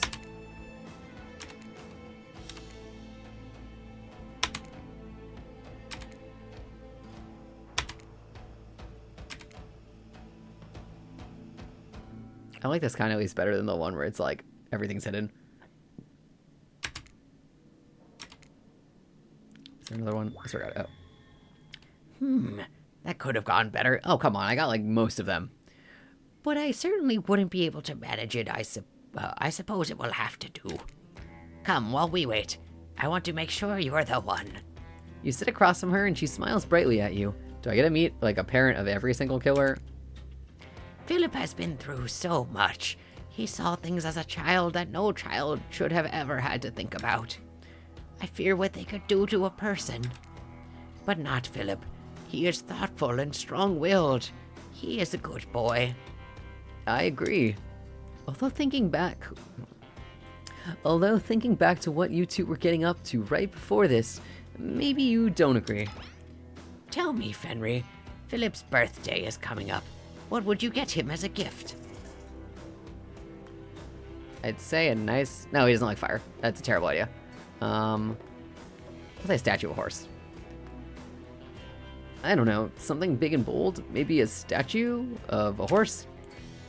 You have no idea why you said that. You immediately regret it. But Grandma Abby's face lights up. Wonderful! That would remind... Oh my god, the knight, his favorite chess piece. Oh my god, I forgot about that. That would remind him of the knight, his favorite chess piece. Yes, I know. You liar. Okay, tell me this. If Philip could be a tree, what kind of tree would he be? Well, I said I was a cactus. I'll say he's a rhododendron if I'm a cactus. A rhododendron with colorful, beautiful blossoms. They make me explode with energy and feel alive inside, like Wraith. Oh. Maybe he was a cactus. Grandma Abby furrows her brow, just enough to make you concerned. He might make you feel that way, but that's not who Philip is. Maybe you're just nervous. This is a strange situation, I admit. She considers you for another beat, then calls out, Philip, we are ready. Give me a couple more minutes. She turns back to you. Well then, how about a game to lighten the mood before their big event? Maybe we can do some constellation trivia, or play cornhole. What's that in cornhole? Well, how convenient. You may have played one of these before. Never mind the fact that they were in a different location. It makes no sense that you could do them here. Underground in a completely different area. We had plenty of money to make some other minigames, okay? This is Dead by Daylight. Just have some goddamn fun for once in your life. Since one of these games is maybe familiar to you, who knows, you might get an extra relationship status boost if you try the one you haven't before. What? One of these games is maybe familiar to you. Who knows, you might get an extra relationship status boost if you try the one you haven't before. Sure, constellation trivia. I know a thing or two about constellations, you're on. Hey, who doesn't like answering random questions about constellations in a bizarre, high-stakes situation? And look at us, we're an educated game too. Grandma Abby sizes you up. Okay then, what's the answer to this? This constellation roughly translates to sea whale and is located in the region of the sky, see this. Ha! Grandma Abby cocks an eyebrow, perhaps realizing she's underestimated you. You smile proudly. You're right, but maybe that was just a lucky guess. Okay, next. What do we call the constellations located in the ecliptic or the path of the sun? I feel like I don't. Oh god, it's not the Big Dipper.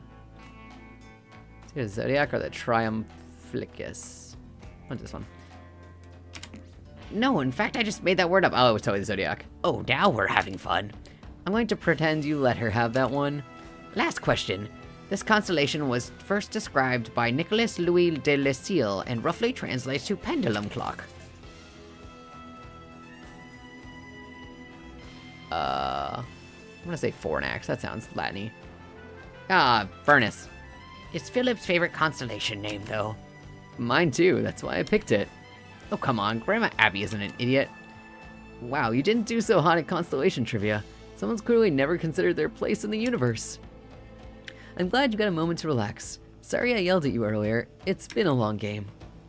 Wraith re-enters holding the bell. It looks brand new. I think we're ready. Time to drink up. Grandma Abby hands out the potions. The drinks you made. First to Wraith, then herself, then you. She stops and looks at you. She stares you down intensely, with a sweet smile on her face. No matter what you do, you can't abandon my Philip. Do you understand? He has been abandoned his whole life. I regret leaving that bunker. His parents regret leaving our village. But he is here now, and he has opened up to you. Of all people, you cannot betray him, or I will haunt you from my grave. And my spectral form is not always as nice as this one before you right now. Oh, thank you for that advice. Of course, dear. Now, where were you two before I arrived? We were about to play a board game, fully clothed, of course. It's okay. She knows. She does? Of course. Of course I do. It's a requirement of the ritual. The what? Grandma Abby and Wraith stand up and walk to the wall with the hanging chains and locks. Are you ready? Yes. I'm finally ready to leave this place. As Grandma Abby places Wraith in chains, your jaw drops. What is happening? This is what we've been working towards. This is how we consummate our relationship. The cult of the Black Veil would do this ritual to leave and return to the island. One lover would be sacrificed, and the other would do the sacrificing. So here I am, ready to move on, to be sacrificed. No, this is crazy. I don't even know what to do. That's why Grandma Abby's ghost was summoned, to help. Philip's heart must be removed, lit on fire, and the bell rung. Everything you've done has been building to this. In shock, you look up at Wraith, arms and legs splayed against the cold, mossy stone. You have to do the ritual. You have to carve out my heart. I feel like it's gonna be like, do it or don't do it. So I'm gonna do a save. Even though apparently autosaves.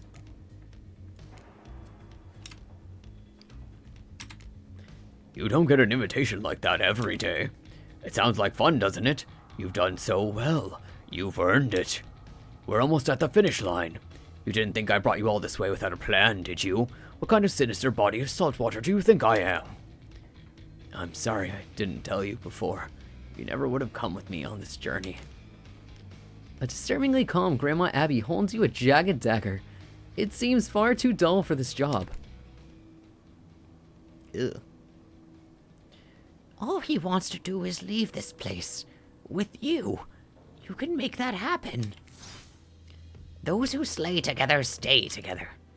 Grandma Abby, still witty under those very intense and disturbing circumstances. The ritual requires sacrifice on both ends. We both need to be in love with each other. I love you, and I've been wanting to give you my heart. Please, take it. I guess I'll accept. I love you too. Stifling tears, you accept the dagger from Grandma Abby and, after a moment to compose yourself, plunge it into Wraith's chest. He winces and groans as you slice him open. I'm sorry.